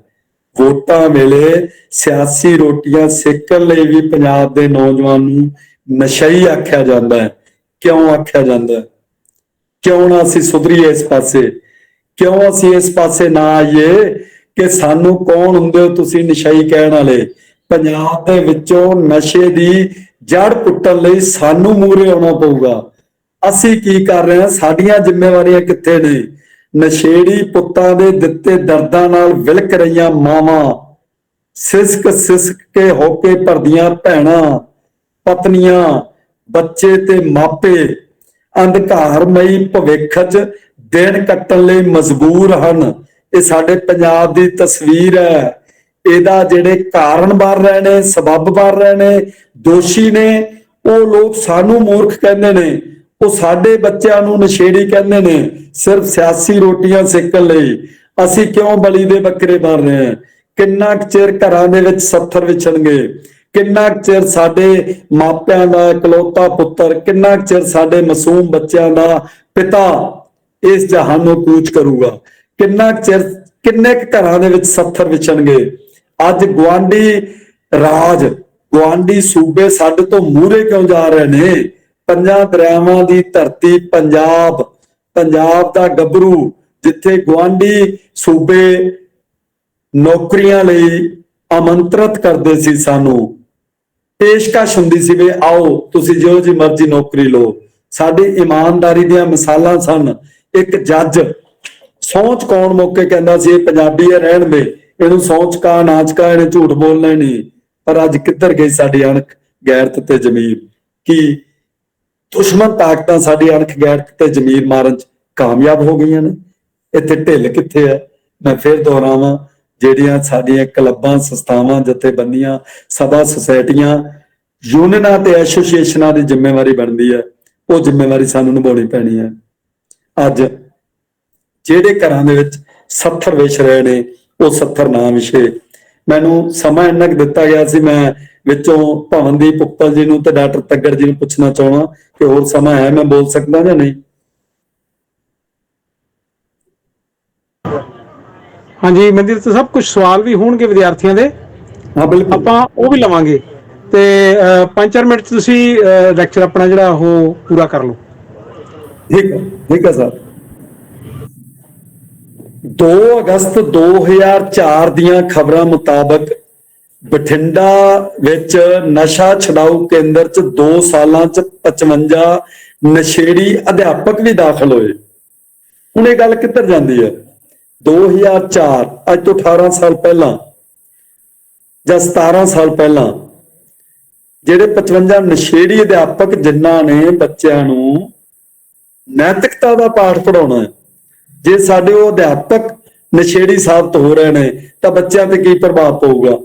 ਬਹੁਤ ਸਾਰੇ ਮਾਪੇ ਔਲਾਦ ਨੂੰ ਸਮਝਾਉਂਦੇ ਨੇ ਤੇ ਪਰ ਬਹੁਤ ਸਾਰੀਆਂ ਇਹ ਮਿਸਾਲਾਂ ਨੇ ਕਿ ਔਲਾਦ ਆਪਣੇ ਮਾਪਿਆਂ ਨੂੰ ਕਹਿ ਰਹੀ ਹੈ, ਬੇਟਾ ਜਾਂ ਬੇਟੀ ਕੋਈ ਵੀ, ਫਿਰ ਮੈਂ ਕਹਿੰਦਾ ਬੇਟੇ ਬੇਟੀ 'ਚ ਕੋਈ ਫਰਕ ਨਹੀਂ ਹੁੰਦਾ, ਬੇਟਾ ਜਾਂ ਬੇਟੀ ਕਹਿ ਰਹੀ ਹੈ ਪਾਪਾ ਬਹੁਤ ਪੀ ਲਈ ਤੁਸੀਂ ਸ਼ਰਾਬ, ਅੱਜ ਤੋਂ ਬਾਅਦ ਸ਼ਰਾਬ ਪੀਤੀ ਮੇਰੇ ਮਰੇ ਦਾ ਮੂੰਹ ਦੇਖੋਗੇ, ਜਾਂ ਮੈਂ ਤੁਹਾਡੇ ਨਾਲ ਬੋਲਚਾਲ ਬੰਦ ਕਰ ਦੇਣਾ। ਉਸ ਵੇਲੇ ਉਹ ਪਿਓ ਜਿਹੜਾ ਆਪਣੇ ਧੀ ਪੁੱਤ ਲਈ ਸਾਰਾ ਕੁਝ ਕਰ ਰਿਹਾ ਹੈ, ਉਹ ਸ਼ਰਾਬ ਛੱਡਣ ਲਈ ਮਜਬੂਰ ਹੋ ਜਾਂਦਾ। ਸ਼ਰਾਬ ਦੇ ਨਾਲ ਦੂਜੇ ਸਾਰੇ ਨਸ਼ੇ ਜੋੜ ਲਓ। ਆਪਣੀ ਔਲਾਦ ਦੀ ਬੜੀ ਵੱਡੀ ਜ਼ਿੰਮੇਵਾਰੀ ਹੈ। ਕੱਲਾ ਪਿਓ ਨਹੀਂ, ਵੱਡਾ ਭੈਣ ਭਰਾ ਹੈ, ਕੱਲਾ ਵੱਡਾ ਭੈਣ ਭਰਾ ਨਹੀਂ, ਚਾਚਾ ਤਾਇਆ ਹੈ, ਕੋਈ ਵੀ ਤੁਹਾਡੇ ਪਿਤਾ ਦਾ ਦੋਸਤ ਹੈ, ਤੁਸੀਂ ਉਹਨੂੰ ਵੀ ਕਹਿ ਸਕਦੇ ਹੋ ਬਈ ਤੁਸੀਂ ਮੇਰੇ ਪਿਤਾ ਨੂੰ ਵੀ ਗਲਤ ਪਾਸੇ ਲਾ ਰਹੇ ਹੋ, ਜਦੋਂ ਕਿ ਤੁਹਾਡੀ ਔਲਾਦ ਨੇ ਤੁਹਾਡੇ ਬਾਰੇ ਮੈਨੂੰ ਇਹ ਗੱਲ ਕਹੀ ਹੈ। ਇਸ ਲਈ ਸਾਡੀਆਂ ਬੜੀਆਂ ਜ਼ਿੰਮੇਵਾਰੀਆਂ ਬਣਦੀਆਂ ਨੇ। ਇਹ 22 ਮਈ 2002 ਦੀਆਂ ਅਖਬਾਰੀ ਖਬਰਾਂ ਨੇ, ਜਿਹੜੀ ਮੈਂ ਸ਼੍ਰੋਮਣੀ ਕਮੇਟੀ ਵਾਲੀ ਗੱਲ ਸੁਣਾਈ ਹੈ, ਵਿੱਚ ਜਿਹੜੀਆਂ ਟਿੱਪਣੀਆਂ ਆ ਰਹੀਆਂ ਨੇ ਉਹਦਾ ਦਾ ਜਵਾਬ ਦੇਣਾ ਜ਼ਰੂਰੀ ਹੈ। ਹੁਣ ਲਾਸਟ ਗੱਲ, ਜਿਵੇਂ ਡਾਕਟਰ ਤੱਗੜ ਜੀ ਨੇ ਕਿਹਾ ਨਾ ਸਿਰਫ 5-4 ਮਿੰਟ, ਉਹਦੇ ਚ 5-4 ਮਿੰਟ ਦੀ ਲਾਸਟ ਗੱਲ ਹੈ, ਜਿਹੜੀ ਇੱਕ ਮੁਸੀਬਤ ਸਾਹਮਣੇ ਮੂੰਹ ਵੱਡੀ ਖੜੀ ਹੈ, ਉਹਦੇ ਤੋਂ ਜਿੰਨੇ ਵੀ ਇਸ ਵੈਬੀਨਾਰ 'ਚ ਆਪਣੇ ਨਾਲ ਜੁੜੇ ਨੇ ਉਹਨਾਂ ਨਾਲ ਵੀ ਸਾਂਝੀ ਕਰਨੀ ਜ਼ਰੂਰੀ ਹੈ, ਤੇ ਜਿਹੜੇ ਸਾਡੇ ਸਟੂਡੈਂਟਸ ਨੇ ਉਹਨਾਂ ਨਾਲ ਵੀ।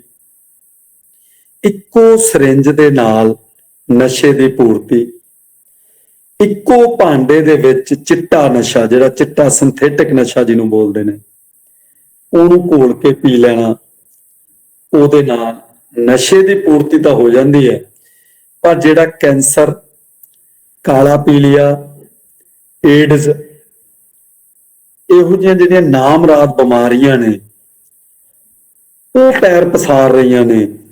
ਉਹਦੀ ਸਰਵੇ ਰਿਪੋਰਟ ਬੜੀ ਖਤਰਨਾਕ ਹੈ, ਦਿਲ ਘੰਬਾਊ ਹੈ, ਡਰਾਊ ਹੈ, ਕਿਉਂਕਿ ਮਾਪਿਆਂ ਦਾ ਦਿਲ ਦੇਖੋ ਨਾ, ਸਟੂਡੈਂਟ ਦਾ ਦਿਲ ਡਰੇ ਨਾ ਡਰੇ, ਪਰ ਮਾਪਿਆਂ ਦਾ ਦਿਲ ਦੇਖੋ ਜਿਹੜੇ ਡਰਦੇ ਨੇ ਬਈ ਇਹਦਾ ਕਾਰਨ ਕੀ ਹੈ, ਵੀ ਅਸੀਂ ਬੱਚਿਆਂ ਨੂੰ ਕਿਵੇਂ ਸਮਝਾਈਏ। ਕੱਲੀ ਨਸ਼ੇ ਦੀ ਪੂਰਤੀ ਲਈ ਨਹੀਂ, ਤੁਸੀਂ ਹੋਰ ਇੱਕ ਮੁਸੀਬਤ ਕ੍ਰੀਏਟ ਕਰ ਰਹੇ ਹੋ। ਉਸ ਜਿਹੜੀ ਨਸ਼ੇ ਦੀ ਪੂਰਤੀ ਤੋਂ ਬਚਣ ਲਈ ਜੋ ਤੁਹਾਡੇ ਅਧਿਆਪਕ ਤੁਹਾਨੂੰ ਕਹਿੰਦੇ ਨੇ, ਜਦੋਂ ਮੈਂ ਪੜ੍ਹਦਾ ਹੁੰਦਾ ਸੀ, ਸਟੂਡੈਂਟ ਨੂੰ ਮੈਂ ਸੰਬੋਧਨ ਹੋ ਕੇ ਕਹਾਂ, ਜਦੋਂ ਅਸੀਂ ਪੜ੍ਹਦੇ ਸਾਡੇ ਸਕੂਲ 'ਚ ਕੋਈ ਵੀ ਸੈਮੀਨਾਰ ਹੁੰਦਾ ਸੀ, ਸਾਡੇ ਕਾਲਜ 'ਚ ਕੋਈ ਵੀ ਸੈਮੀਨਾਰ ਹੁੰਦਾ ਸੀ, ਅਸੀਂ ਬੜੇ ਧਿਆਨ ਨਾਲ ਸੁਣਦੇ ਸੀ ਉਹ ਬੁਲਾਰੇ ਨੂੰ, ਫਿਰ ਅਸੀਂ ਉਹਨੂੰ ਸਵਾਲ ਜਵਾਬ ਵੀ ਕਰਦੇ ਸੀ। ਜਿਵੇਂ ਡਾਕਟਰ ਤੱਗੜ ਜੀ ਨੇ ਕਿਹਾ ਕਿ ਤੁਹਾਡੇ ਜਿਹੜੇ ਸਵਾਲ ਨੇ ਮੈਂ ਉਹਨਾਂ ਦੇ ਵੀ ਜਵਾਬ ਦੇਵਾਂਗਾ, ਉਹ ਵੀ ਮੈਨੂੰ ਸਮਾਂ ਮਿਲੂਗਾ। ਅੱਜ ਤਬਾਹ ਹੁੰਦੀ ਜਾ ਰਹੀ ਪੰਜਾਬੀਅਤ ਤੇ ਸਾਡਾ ਅਮੀਰ ਸੱਭਿਆਚਾਰ, ਰੋਜ਼ ਦੇ ਹਜ਼ਾਰਾਂ ਰੁਪਏ ਦੇ ਹੈਰੋਇਨ ਦੇ ਨਸ਼ੇ ਦੇ ਮੁਤਾਜ ਨੌਜਵਾਨ, ਹਜ਼ਾਰਾਂ ਨੂੰ ਤੁਸੀਂ ਲੱਖਾਂ 'ਚ ਵੀ ਤਬਦੀਲ ਕਰ ਸਕਦੇ ਹੋ। ਸਾਡੀ ਆਰਥਿਕਤਾ ਦੀ ਬਰਬਾਦੀ ਦਾ ਕਾਰਨ ਬਣ ਰਿਹਾ ਜਿਹੜਾ ਨਸ਼ਾ, ਉਹਦੇ ਬਾਰੇ ਕੋਈ ਨਹੀਂ, ਮੇਰੇ ਕੋਲ ਤਾਂ ਬੋਲਣ ਨੂੰ ਬਹੁਤ ਕੁਝ ਹੈ, ਪਰ ਚਲੋ ਮੈਨੂੰ 5 ਮਿੰਟ ਦਿੱਤੇ ਸੀ, 5 ਮਿੰਟ ਹੋ ਗਏ ਨੇ, ਤੁਸੀਂ ਸਵਾਲ ਕਰੋ, ਮੈਂ ਤੁਹਾਡੇ ਹਰ ਸਵਾਲ ਦਾ ਜਵਾਬ ਦੇਣ ਲਈ ਹਾਜ਼ਰ ਹਾਂ। ਸ਼ੁਕਰੀਆ ਮਹਿੰਦਰ ਸਾਹਿਬ। ਮੈਡਮ ਡਾਕਟਰ ਪਵਨਦੀਪ, ਤੁਸੀਂ ਚੈਟ ਬਾਕਸ ਦੇ ਵਿੱਚੋਂ ਜਿਹੜੇ ਬੱਚਿਆਂ ਦੇ ਮਹੱਤਵਪੂਰਨ ਸਵਾਲ ਨੇ ਉਹਨਾਂ ਨੂੰ ਮਹਿੰਦਰ ਸਾਹਮਣੇ ਉਹਨਾਂ ਦੇ ਸਾਹਮਣੇ ਰੱਖੋ, ਤਾਂ ਕਿ ਵਿਦਿਆਰਥੀਆਂ ਦੇ ਜਿਹੜੇ ਸ਼ੰਕੇ ਆ ਉਹਨਾਂ ਦਾ ਨਿਵਾਰਨ ਹੋ ਸਕੇ। ਡਾਕਟਰ ਪਵਨਦੀਪ ਜੀ, thank you sir, thank you so much. ਸਭ ਤੋਂ ਪਹਿਲਾਂ ਤਾਂ ਮੈਂ ਮਹਿੰਦੀ ਰੱਤਾ ਸਰ ਦਾ ਬਹੁਤ-ਬਹੁਤ ਥੈਂਕਸ ਕਰਦੀ ਹਾਂ ਇਸ ਵੈਲਿਊਏਬਲ ਸਪੀਚ ਲਈ। ਮਿਹਰਬਾਨੀ, ਥੈਂਕ ਯੂ। ਔਰ ਆਈ ਹੋਪ ਕਿ ਮੇਰੇ ਸਟੂਡੈਂਟਸ ਨੂੰ ਸਰ ਬਹੁਤ ਫਾਇਦਾ ਹੋਇਆ ਹੋਊਗਾ ਤੁਹਾਡੀ ਇਸ ਟਾਕ ਦੇ ਨਾਲ। ਮਿਹਰਬਾਨੀ, ਮਿਹਰਬਾਨੀ। ਤੇ ਬਹੁਤ ਸਟੂਡੈਂਟ ਐਕਸਾਈਟਿਡ ਹੋ ਕੇ ਕੁਐਸਚਨਸ ਵੀ ਪੁੱਛ ਰਹੇ ਨੇ। ਸੋ ਮੈਂ ਉਹਨਾਂ ਦੇ ਕੁਐਸਚਨਸ ਤੋਂ ਸਟਾਰਟ ਕਰਦੀ ਹਾਂ। ਸੋ ਜੀ ਸਭ ਤੋਂ ਪਹਿਲਾ ਕਾਫੀ ਕੁਐਸਚਨਸ ਜਿਹੜੇ ਨੇ ਸਰ ਬੱਚਿਆਂ ਦੇ ਸਿਮਿਲਰ ਸੀਗੇ, ਸੋ ਉਹਨਾਂ ਨੂੰ ਮੈਂ ਕੰਪਾਈਲ ਕਰ ਦਿੱਤਾ। ਸੋ ਜੀ ਸਭ ਤੋਂ ਪਹਿਲਾ ਕੁਐਸਚਨ ਮਾਨਿਤ ਦਾ BA ਸੈਕੰਡ ਸਮੈਸਟਰ ਸਟੂਡੈਂਟ ਹੈ, ਉਹ ਇਹ ਪੁੱਛ ਰਹੇ ਆ ਕਿ how to stop drug abuse, ਅਸੀਂ ਇਹਨੂੰ ਕਿਵੇਂ ਰੋਕ ਸਕਦੇ ਹਾਂ ਨਸ਼ੇ ਨੂੰ, ਮਤਲਬ ਸਾਨੂੰ ਮੈਂ ਕੀ ਦੱਸ ਕਰਨਾ ਚੁੱਕਾ ਚਾਹੀਦਾ। ਮੈਂ ਦੱਸ ਚੁੱਕਾ ਮੈਡਮ ਜੀ, ਮੈਂ ਫਿਰ ਦੁਹਰਾਉਣ ਲੱਗਾ। ਜਿਹੜੇ ਮੇਰੇ ਇਹਨਾਂ ਬੱਚਿਆਂ ਨੇ ਸਵਾਲ ਕੀਤਾ ਨਾ, ਉਹਨਾਂ ਨੂੰ ਮੈਂ ਦੱਸਦਾ ਬਈ ਇਹਦੇ ਲਈ ਜਦੋਂ ਅਸੀਂ ਖੁਦ ਪਹਿਲ ਕਦਮੀ ਕਰਾਂਗੇ ਨਾ, ਇੱਕ ਲక్ష్మణ ਰੇਖਾ ਖਿੱਚੀ ਜਾਂਦੀ ਹੈ। ਹਰ ਪਿੰਡ ਨੂੰ ਪਤਾ, ਸਾਡੇ ਕੋਟਪੂਰੇ ਤੋਂ ਸਿਰਫ 9 ਕਿਲੋਮੀਟਰ ਦੀ ਦੂਰੀ ਤੇ ਇੱਕ ਪਿੰਡ ਹੈ ਹਰੀਨੋ ਪਿੰਡ ਦੇ ਵਿੱਚ ਉਹਨਾਂ ਨੇ ਕਿਹਾ ਸੀ ਪਹਿਲਾਂ ਬਚਾਵਾਂਗੇ ਨਸਲਾਂ ਫਸਲਾਂ ਬਾਰੇ ਫਿਰ ਸੋਚਾਂਗੇ। ਜਦੋਂ ਉਹਨਾਂ ਨੇ 6 ਮਹੀਨੇ ਪਹਿਲਾਂ ਇਹ ਮੁੱਦਾ ਚੁੱਕਿਆ ਤਾਂ ਮੇਰੇ ਕੋਲ ਗੱਲ ਆਈ, ਮੈਂ ਖੁਦ ਉੱਥੇ ਪਹੁੰਚਿਆ ਹਰੀਨੋ। ਮੈਂ ਕਿਹਾ ਤੁਹਾਨੂੰ ਦਿੱਕਤ ਕਿੱਥੇ ਆਉਂਦੀ ਹੈ? ਉਹ ਕਹਿੰਦੇ ਪੁਲਿਸ ਨਾਲ ਰਲੀ ਹੋਈ ਹੈ। ਕੋਟਕਪੂਰੇ ਦੇ DSP ਤੇ ਦੋਵਾਂ ਥਾਣਿਆਂ ਦੇ SHO, ਸਿਟੀ ਵੀ ਤੇ ਸਦਰ ਵੀ, ਇਹਨਾਂ ਦੋਵਾਂ SHO ਨੂੰ ਮੈਂ ਨਾਲ ਲੈ ਕੇ ਗਿਆ। ਮੈਂ ਕਿਹਾ ਤੁਸੀਂ ਨਾਲ ਚੱਲੋ ਪਲੀਜ਼। ਅਸੀਂ ਉੱਥੇ ਚਲੇ ਗਏ।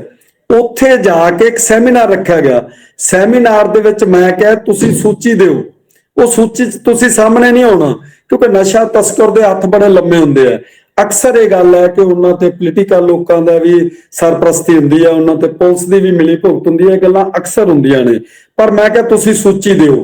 ਉਹਨਾਂ ਨੇ ਉਸ ਤੋਂ ਬਾਅਦ ਜਦੋਂ 2-3 ਵਾਰ ਉਹ ਮੁੰਡੇ ਵੀ ਫੜੇ ਜਿਹੜੇ ਹੋਰਾਂ ਪਿੰਡਾਂ ਦੇ ਇਹਨਾਂ ਦੇ ਪਿੰਡ 'ਚ ਆ ਕੇ ਨਸ਼ਾ ਤਸਕਰੀ ਕਰਦੇ ਸੀ, ਤੇ ਮੈਂ ਖੁਦ ਨਾਲ ਗਿਆ। ਹਾਲਾਂਕਿ ਪੱਤਰਕਾਰ ਦਾ ਇਹ ਕੰਮ ਨਹੀਂ ਹੁੰਦਾ, ਇਹ ਕੰਮ ਹੁੰਦਾ ਉਹਨਾਂ ਲੋਕਾਂ ਦਾ ਜਿਨ੍ਹਾਂ ਨੂੰ ਅਸੀਂ ਵੋਟਾਂ ਪਾਉਣੇ ਆ, ਜਿਨ੍ਹਾਂ ਨੂੰ ਅਸੀਂ ਚੁਣਦੇ ਆ।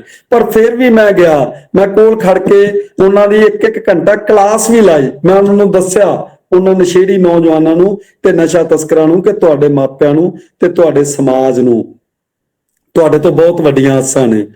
ਇਹ ਜਿਹੜੇ ਬੱਚੇ ਕਹਿੰਦੇ ਨੇ ਨਾ ਬਈ ਰੁਕ ਕਿਵੇਂ ਸਕਦਾ ਨਸ਼ਾ, ਬੇਸ਼ੱਕ ਵੱਡੀ ਨਸ਼ਾ ਤਸਕਰੀ ਲਈ ਤਾਂ ਸਰਕਾਰ ਤੇ ਸੁਰੱਖਿਆ ਏਜੰਸੀਆਂ ਉਹਨਾਂ ਦੀ ਜ਼ਿੰਮੇਵਾਰੀ ਹੁੰਦੀ ਹੈ।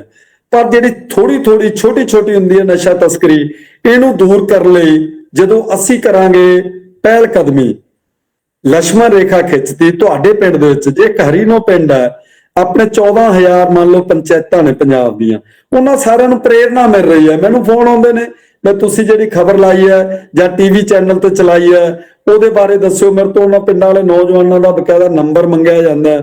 ਉਹਨਾਂ ਨੂੰ ਕਿਸੇ ਪੁਲਿਸ ਵਾਲੇ ਨੇ ਕਿਹਾ ਵੀ ਤੁਸੀਂ ਗਲਤ ਖਬਰ ਲਵਾਈ ਹੈ, ਤਾਂ ਮੈਂ ਕਹਿੰਦਾ ਤੁਸੀਂ ਮੇਰਾ ਨਾਂ ਲਓ ਵੀ ਉਹਨੇ ਖਬਰ ਲਾਈ ਹੈ, ਮੇਰੇ ਨਾਲ ਗੱਲ ਕਰੋ, ਮੈਂ ਪੁਲਿਸ ਵਾਲੇ ਨੂੰ ਹਰ ਗੱਲ ਦਾ ਜਵਾਬ ਦੇਵਾਂਗਾ। ਇਸ ਲਈ ਇਹਨਾਂ ਬੱਚਿਆਂ ਨੂੰ ਮੈਂ ਇਹ ਕਹੂੰਗਾ, ਇਕੱਲੇ ਨਾ ਲੱਗੋ। ਤੁਹਾਡੇ ਪਿੰਡ ਦੇ ਵਿੱਚ ਇੱਕ ਕਲੱਬ ਹੋਊ, ਜੇ ਨਹੀਂ ਤਾਂ ਉਹਦਾ ਗਠਨ ਕਰ ਲਓ। ਕਲੱਬ ਵੱਲੋਂ ਕੀਤੀ ਜਿਹੜੀ ਕਾਰਵਾਈ ਹੈ ਨਾ, ਤੁਸੀਂ ਪਿੰਡ 'ਚ, ਗਲੀ ਮੁਹੱਲੇ 'ਚ, ਵਾਰਡ 'ਚ, ਕਸਬੇ 'ਚ ਜਦੋਂ ਕਿਸੇ ਨਸ਼ਾ ਤਸਕਰ ਦੀ ਐਂਟਰੀ ਬੰਦ ਕਰ ਦੋਗੇ, ਜਿਹੜੇ ਨਸ਼ੇੜੀ ਨੇ ਉਹਨਾਂ ਦੀ ਸੂਚੀ ਬਣਾ ਕੇ ਉਹਨਾਂ ਦਾ ਨਸ਼ਾ ਛਡਾਉਣ ਵਾਲੇ ਪਾਸੇ ਧਿਆਨ ਦਿਓਗੇ, ਤਾਂ ਨਸ਼ਾ ਹੌਲੀ ਆਪੇ ਖਤਮ ਹੋ ਜਾਊਗਾ। Thank you sir. ਹੋਪ ਮਾਨਿਤ ਨੂੰ ਆਪਣਾ ਆਨਸਰ ਮਿਲ ਗਿਆ ਹੋਊਗਾ, ਤੇ ਮਾਨਿਤ ਜੋ ਸਰ ਨੇ ਸੁਜੈਸ਼ਨਸ ਦਿੱਤੇ ਆ ਪਲੀਜ਼ ਉਹਨਾਂ ਤੇ ਚੱਲਣ ਦੀ ਕੋਸ਼ਿਸ਼ ਕਰੋ। So next question sir Jasjot Makkar from BA second semester. Sir ਇਹਦਾ ਕੁਐਸਚਨ ਇਹ ਹੈ ਕਿ ਜਿਵੇਂ ਤੁਸੀਂ ਪੰਜਾਬੀ ਸੌਂਗਸ ਦੀ ਗੱਲ ਕੀਤੀ ਸੀਗੀ ਆਪਣੀ ਸਪੀਚ ਦੇ ਵਿੱਚ, ਸੋ ਉਹਦਾ ਕੁਐਸਚਨ ਇਹ ਹੈ ਕਿ ਪੰਜਾਬੀ ਸੌਂਗ ਵੀ ਡਰੱਗ ਅਬਿਊਜ਼ ਨੂੰ ਪ੍ਰਮੋਟ ਕਰਦੇ ਨੇ, ਕਿਉਂਕਿ ਇਹਨਾਂ ਜੀ ਗਾਣਿਆਂ ਦੇ ਵਿੱਚ ਇਹ ਸਭ ਕੁਝ ਦਿਖਾਇਆ ਜਾਂਦਾ ਹੈ। ਸੋ ਅਗਰ ਪਤਾ ਵੀ ਹੈ ਕਿ ਇਹ ਸਭ ਦਿਖਾਉਣਾ ਸਹੀ ਨਹੀਂ ਆ ਯੂਥ ਦੇ ਲਈ, ਸੋ ਫਿਰ ਵੀ ਇਹ ਚੀਜ਼ ਬੈਨ ਕਿਉਂ ਨਹੀਂ ਹੋ ਰਹੀ? ਬਹੁਤ ਧੰਨਵਾਦ ਡਾਕਟਰ ਭਵਨਦੀਪ ਜੀ, ਬਹੁਤ ਧੰਨਵਾਦ ਜਸਜੋਤ ਮੱਕੜ ਜੀ, ਜਿਹੜਾ ਤੁਹਾਡਾ ਸਵਾਲ ਹੈ।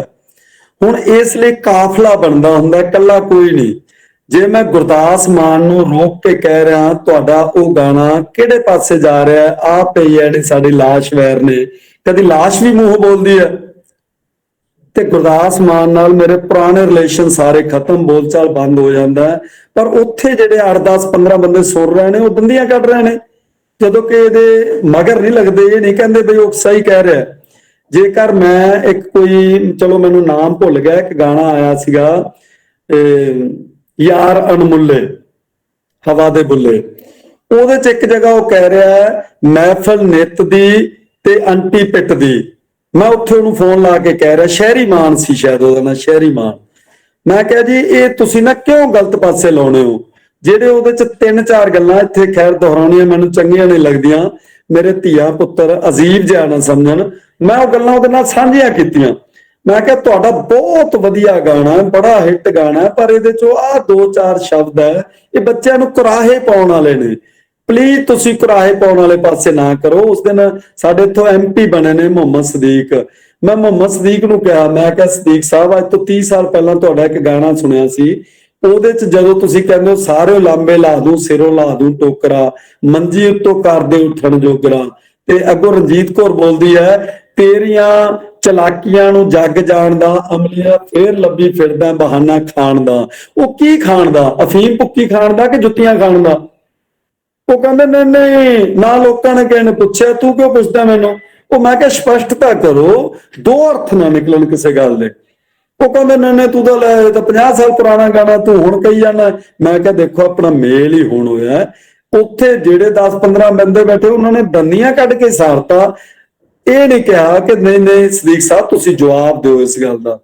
ਇਹੋ ਜਿਹੇ ਤੁਹਾਨੂੰ ਮੈਂ ਦਰਜਨ ਤੋਂ ਜ਼ਿਆਦਾ ਗਾਣਿਆਂ ਦੀ ਉਦਾਹਰਨ ਦੇ ਸਕਦਾ। ਉਹ ਗਾਣੇ ਦੇਖੋ, ਪਿੰਡ ਦੀ ਧੀ ਸਾਰੇ ਪਿੰਡ ਦੀ ਸਾਂਝੀ ਇੱਜ਼ਤ, ਪਿੰਡ ਦੀ ਭੈਣ ਸਾਰੇ ਪਿੰਡ ਦੀ ਸਾਂਝੀ ਭੈਣ, ਇਹ ਸਾਡਾ ਵਿਰਸਾ, ਇਹ ਸਾਡਾ ਸੱਭਿਆਚਾਰ। ਪਰ ਅੱਜ ਗੁਆਂਢਣ ਦੇ ਨਾਂ ਤੇ ਬਣੇ ਲੱਚਰ ਗਾਣੇ ਅਸੀਂ ਨੋਟ ਵਾਰ-ਵਾਰ ਕੇ ਸੁੱਟ ਰਹੇ ਹਾਂ। ਚਾਹੀਦਾ ਤਾਂ ਇਹ ਹੈ ਕਿ ਉਹਨਾਂ ਨੂੰ ਕਹੀਏ ਗੱਲ ਸੁਣੋ, ਸਾਡੀਆਂ ਧੀਆਂ ਭੈਣਾਂ ਬੈਠੀਆਂ ਤੂੰ ਕਿਉਂ ਜੇ ਲੱਚਰ ਗਾਣੇ ਗਾ ਰਹੇ? ਉਲਟਾ ਅਸੀਂ ਨੋਟ ਵਾਰ-ਵਾਰ ਕੇ ਸੁੱਟ ਰਹੇ ਹਾਂ।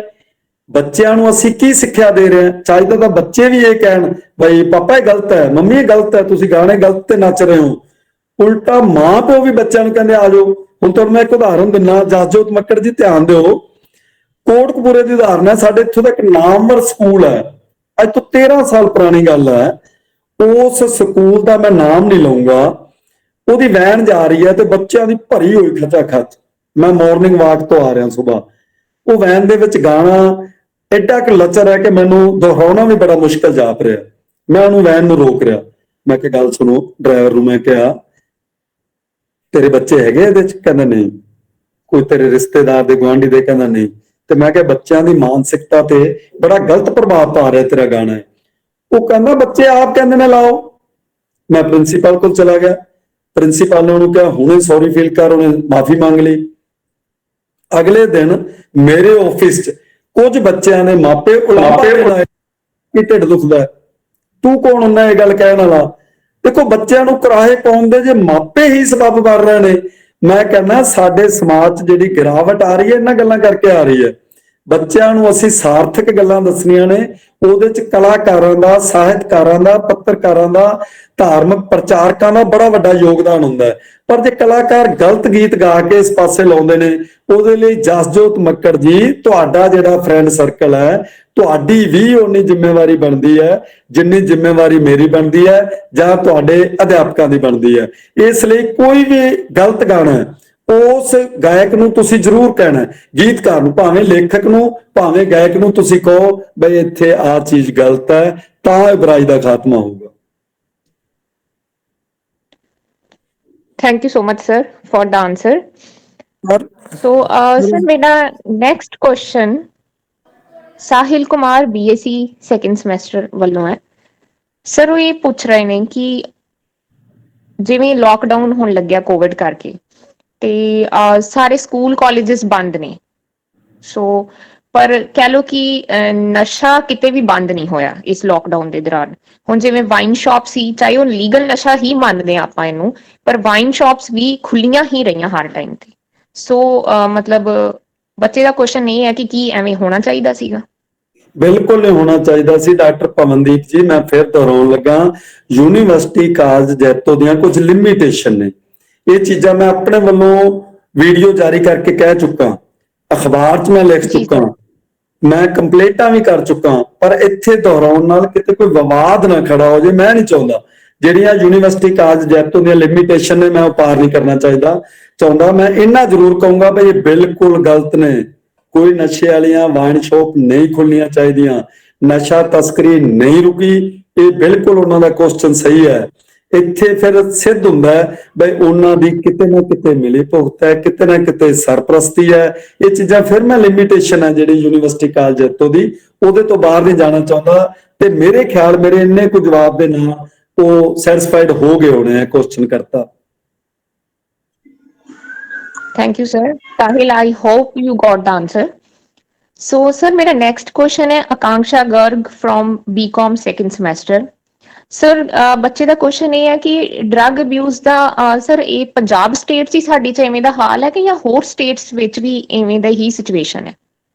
ਮੈਂ ਫਿਰ India ਦੱਸਿਆ ਦੀਆਂ ਬਾਕੀ states 'ਚ। ਡਾਕਟਰ ਪਵਨਦੀਪ ਜੀ, ਮੈਂ ਫਿਰ ਦੱਸਿਆ ਕਿ ਪੰਜਾਬ ਦੇ ਗੱਭਰੂ ਦੀਆਂ ਧੂਮਾਂ ਕੱਲੇ ਆਪਣੇ ਗੁਆਂਢੀ ਰਾਜਾਂ ਜਾਂ ਦਿੱਲੀ ਤੱਕ ਨਹੀਂ ਸੀ। ਜਿਹੜੀ ਸਾਡੇ ਦੇਸ਼ ਦੀ ਫੌਜ ਹੈ, ਫੌਜ 'ਚ ਵੀ ਸੀ। ਅੱਜ ਪੰਜਾਬ ਦੇ ਨੌਜਵਾਨ ਦੀ ਅਣਖ ਗੈਰਤ ਮਾਰਨ ਦੀਆਂ ਜਿਹੜੀਆਂ ਸਾਜ਼ਿਸ਼ਾਂ ਚੱਲ ਰਹੀਆਂ ਨੇ, ਉਹਨਾਂ ਨੂੰ ਦੂਰ ਕਰਨ ਦੀ ਸਾਡੀ ਜ਼ਿੰਮੇਵਾਰੀ ਬਣਦੀ ਹੈ। ਸਾਡੇ ਦੇਸ਼ ਦੀਆਂ ਸਰਹੱਦਾਂ ਬਹੁਤ ਥਾਵਾਂ ਤੋਂ ਲੱਗਦੀਆਂ ਨੇ, ਉਹ ਭਾਵੇਂ ਚਾਈਨਾ ਨਾਲ ਲੱਗਦੀਆਂ ਨੇ ਤੇ ਭਾਵੇਂ ਪਾਕਿਸਤਾਨ ਨਾਲ, ਪਰ ਜ਼ਿਆਦਾ ਪ੍ਰਭਾਵਿਤ ਪੰਜਾਬ ਹੀ ਹੋ ਰਿਹਾ। ਪੰਜਾਬ ਦੇ ਨੌਜਵਾਨ ਦੀ ਅਣਖ ਗੈਰਤ ਤੇ ਜ਼ਮੀਰ ਮਾਰੀ ਜਾ ਰਹੀ ਹੈ। ਜੇ ਹੁਣ ਆਪਾਂ ਇਤਿਹਾਸ ਵਾਲੇ ਪਾਸੇ ਜਾਈਏ, 1809 ਦੇ ਵਿੱਚ ਮਹਾਰਾਜਾ ਰਣਜੀਤ ਸਿੰਘ ਦਾ ਰਾਜ ਸੀ। ਉਸ ਵੇਲੇ ਕਹਿੰਦੇ ਸਾਡੇ ਪੰਜਾਬ ਦੇ ਹਰ ਪਿੰਡ, ਸ਼ਹਿਰ, ਕਸਬੇ ਦਾ ਇੱਕ ਇੱਕ ਨਾਗਰਿਕ ਐਜੂਕੇਟ ਸੀ।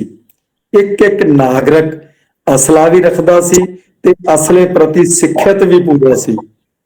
ਉਸ ਵੇਲੇ ਜਿਹੜੇ ਅੰਗਰੇਜ਼ ਜਦੋਂ ਅੱਧੀ ਤੋਂ ਜ਼ਿਆਦਾ ਦੁਨੀਆ ਤੇ ਰਾਜ ਕਰ ਲਿਆ ਤਾਂ ਪੰਜਾਬ ਵਾਲੇ ਪਾਸੋਂ ਡਰਦੇ ਸੀ। ਉਹਨਾਂ ਨੇ ਮਹਾਰਾਜਾ ਰਣਜੀਤ ਸਿੰਘ ਨਾਲ ਸੰਧੀ ਕਰ ਲਈ ਸੀ ਕਿ ਅਸੀਂ ਤੇਰੇ ਕੰਮ 'ਚ ਨਹੀਂ ਇੰਟਰਫੇਅਰ ਕਰਦੇ, ਤੂੰ ਸਾਡੇ 'ਚ ਨਾ ਕਰੀ। ਉਹ ਦੂਜੇ ਪਾਸੇ ਤਾਂ ਤੁਰ ਪਿਆ ਜਿਹੜਾ ਅਰਬ ਕੰਟਰੀਆਂ ਵਾਲੇ ਪਾਸੇ, ਪਰ ਅੰਗਰੇਜ਼ਾਂ ਵਾਲੇ ਪਾਸੇ ਨਹੀਂ ਮਹਾਰਾਜਾ ਰਣਜੀਤ ਸਿੰਘ ਚੱਲਿਆ ਸੀ। ਉਸ ਵੇਲੇ ਜਦੋਂ ਉਹਨਾਂ ਦੀ 1839 ਤੋਂ ਬਾਅਦ ਜਿਹੜੀ ਅੰਗਰੇਜ਼ਾਂ ਦੀ ਰਣਨੀਤੀ ਹੋਈ ਵੀ ਐਜੂਕੇਸ਼ਨ ਸਿਸਟਮ ਖਤਮ ਕਰ ਦਿਓ, ਇਹਨਾਂ ਦਾ ਅਸਲਾ ਕਿਸੇ ਨਾ ਕਿਸੇ ਤਰੀਕੇ ਹਥਿਆ ਲਓ ਤੇ ਇਹਨਾਂ ਨੂੰ ਅਸਲੇ ਵਾਲੇ ਪਾਸੇ ਵੀ ਸਿੱਖਿਅਤ ਕਰਨਾ ਖਤਮ ਕਰ ਦਿਓ। ਉਹ ਚਲਦੀ 40, 50 ਜਾਂ 60 ਸਾਲ ਜਿੰਨੇ ਵੀ ਲੱਗ ਗਏ, ਤੇ ਕੋਈ ਕਿਤਾਬਾਂ ਬੋਲਦੀਆਂ ਨੇ, ਸਾਡੇ ਇਤਿਹਾਸਕਾਰ ਲਿਖਦੇ ਨੇ ਇਸ ਚੀਜ਼ ਨੂੰ ਕਿ ਸਾਨੂੰ ਐਜੂਕੇਸ਼ਨ ਸਿਸਟਮ। ਸਰ ਇੱਕ ਸੈਕਿੰਡ, ਸੌਰੀ ਮੈਂ ਤੁਹਾਨੂੰ ਇੰਟਰਰਪਟ ਕਰ ਰਹੀ ਹਾਂ। ਸੋ ਸਾਡਾ ਵੈਬਿਨਾਰ ਦਾ ਜਿਹੜਾ ਟਾਈਮ ਲਿਮਿਟ ਹੈ ਉਹ ਕਲੋਜ਼ ਆਉਣ ਵਾਲਾ ਹੈ। ਸੋ ਤੁਸੀਂ ਪਲੀਜ਼ ਆਪਣੇ ਕੁਐਸਚਨ ਨੂੰ ਵਾਈਂਡ ਅਪ ਕਰ ਲਓ। ਬਸ ਇਹ ਖਤਮ ਹੈ ਜੀ। ਮੈਂ ਇਹ ਕਹਿੰਦਾ ਵੀ ਸਾਨੂੰ ਐਜੂਕੇਸ਼ਨ ਨਾਲੋਂ ਤੋੜਨ ਲਈ ਤੇ ਸਾਨੂੰ ਨੈਤਿਕਤਾ ਨਾਲੋਂ ਤੋੜਨ ਲਈ ਜਿਹੜੀਆਂ ਸਾਜ਼ਿਸ਼ਾਂ ਰਚੀਆਂ ਜਾ ਰਹੀਆਂ ਨੇ, ਉਹਨੂੰ ਫੇਲ ਕਰਨ ਲਈ ਸਾਨੂੰ ਆਪਣੀ ਜ਼ਿੰਮੇਵਾਰੀ ਦਾ ਅਹਿਸਾਸ ਹੋਣਾ ਚਾਹੀਦਾ। Thank you sir. ਸੋ ਬਹੁਤ ਬੱਚਿਆਂ ਦੇ ਕੁਐਸਚਨ ਤੇ ਸਰ ਹੋਰ ਵੀ ਸੀਗੇ, ਲੇਕਿਨ ਅਸੀਂ ਹੁਣ ਟਾਈਮ ਜ਼ੋਨ ਤੋਂ ਅੱਗੇ ਨਿਕਲ ਚੁੱਕੇ ਹਾਂ। ਸਰ ਤੁਸੀਂ ਆਪਣੇ ਮੈਸੇਜ ਚੈਟ ਦੇ ਵਿੱਚ ਚੈੱਕ ਕਰੋ, ਬੱਚਿਆਂ ਨੇ ਤੁਹਾਨੂੰ ਬਹੁਤ ਭਰਵਾਂ ਹੁੰਗਾਰਾ ਦਿੱਤਾ ਤੁਹਾਡੀ ਸਪੀਚ ਦੇ ਲਈ। ਬਹੁਤ ਇੰਟਰਸਟਿੰਗ ਸਪੀਚ ਉਹਨਾਂ ਨੇ ਕਿਹਾ ਹੈ। ਸੋ ਆਈ ਹੋਪ ਕਿ ਮੇਰੇ ਸਟੂਡੈਂਟਸ ਨੂੰ ਬਹੁਤ ਵੈਲਿਊਏਬਲ ਚੀਜ਼ਾਂ ਸਮਝ ਆਈਆਂ ਹੋਣਗੀਆਂ। ਸੋ ਮੈਂ ਆਪਣੇ ਪ੍ਰਿੰਸੀਪਲ ਸਰ ਕੋ ਪਰਮਿਸ਼ਨ ਲੈਣੀ ਹੈ ਕਿ ਸਰ ਅਸੀਂ ਥੈਂਕਸ ਨੋਟ ਵੱਲ ਵਧੀਏ। ਹਾਂਜੀ ਡਾਕਟਰ ਪਵਨਦੀਪ, ਥੈਂਕਸ ਕਰੋ ਡਾਕਟਰ ਮਹਿੰਦੀ ਰੱਤਾ ਹੋਰਾਂ ਦਾ। ਮੈਂ ਆਪਣੇ ਵੱਲੋਂ ਵੀ ਇਹਨਾਂ ਦਾ ਬਹੁਤ ਬਹੁਤ ਧੰਨਵਾਦ ਕਰਦਾ ਕਿ ਜਿਨ੍ਹਾਂ ਨੇ ਜਿਹੜੀ ਗੱਲ ਮੈਂ ਕਹੀ ਸੀ ਸ਼ੁਰੂ ਦੇ ਵਿੱਚ ਕਿ ਡਾਕਟਰ ਆਪਣਾ ਸਰਦਾਰ ਗੁਰਿੰਦਰ ਸਿੰਘ ਮਹਿੰਦੀ ਰੱਤਾ ਵਿਹਾਰਕ ਪੱਤਰਕਾਰ ਨੇ, ਇਹਨਾਂ ਨੇ ਇਸ ਮੁਹਿੰਮ ਦੇ ਵਿੱਚ ਆਪਣਾ ਇੱਕ ਖਾਸ ਯੋਗਦਾਨ ਦਿੱਤਾ ਹੈ। ਇਸੇ ਕਰਕੇ ਅਸੀਂ ਇਹਨਾਂ ਨੂੰ ਅੱਜ ਰਿਕੁਐਸਟ ਕੀਤੀ ਕਿ ਸਾਡੇ ਨਾਲ ਸ਼ਾਮਲ ਹੋਣ। ਤੁਸੀਂ ਰਸਮੀ ਇਹਨਾਂ ਦਾ ਧੰਨਵਾਦ ਜ਼ਰੂਰ ਕਰੋ। Thank you sir, thank you so much. So, thank you very much, Sardar Gurinder Singh Mandi Ratta ji, for such a valuable talk to our students. Thank you so much for taking time from your busy schedule to be a guest speaker for University College Jaipur.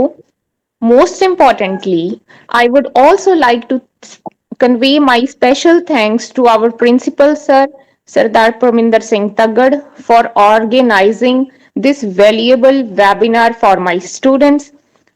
And big great thanks to all the participants, to my colleagues, to my dear students for joining this today's webinar. Thank you so much. ਬਹੁਤ ਧੰਨਵਾਦ doctor Parminder Taggar ਜੀ ਸਮੇਤ ਸਮੁੱਚੇ staff ਦਾ, management ਦਾ, ਤੇ ਉਹਨਾਂ ਮੇਰੇ ਧੀਆਂ ਪੁੱਤਰਾਂ ਸਟੂਡੈਂਟਸ ਦਾ ਜਿਹੜੇ ਸਾਡੇ ਨਾਲ ਜੁੜੇ, ਉਹਨਾਂ ਨੇ ਮੇਰੀ ਗੱਲਬਾਤ ਸੁਣੀ। ਮੈਂ ਬੇਨਤੀ ਜ਼ਰੂਰ ਕਰੂੰ ਬਈ ਇਹਨੂੰ ਲਾਗੂ ਜ਼ਰੂਰ ਕਰਨਾ ਆਪਣੇ ਆਪ ਤੇ। ਬਹੁਤ ਧੰਨਵਾਦ। Thank you, sir.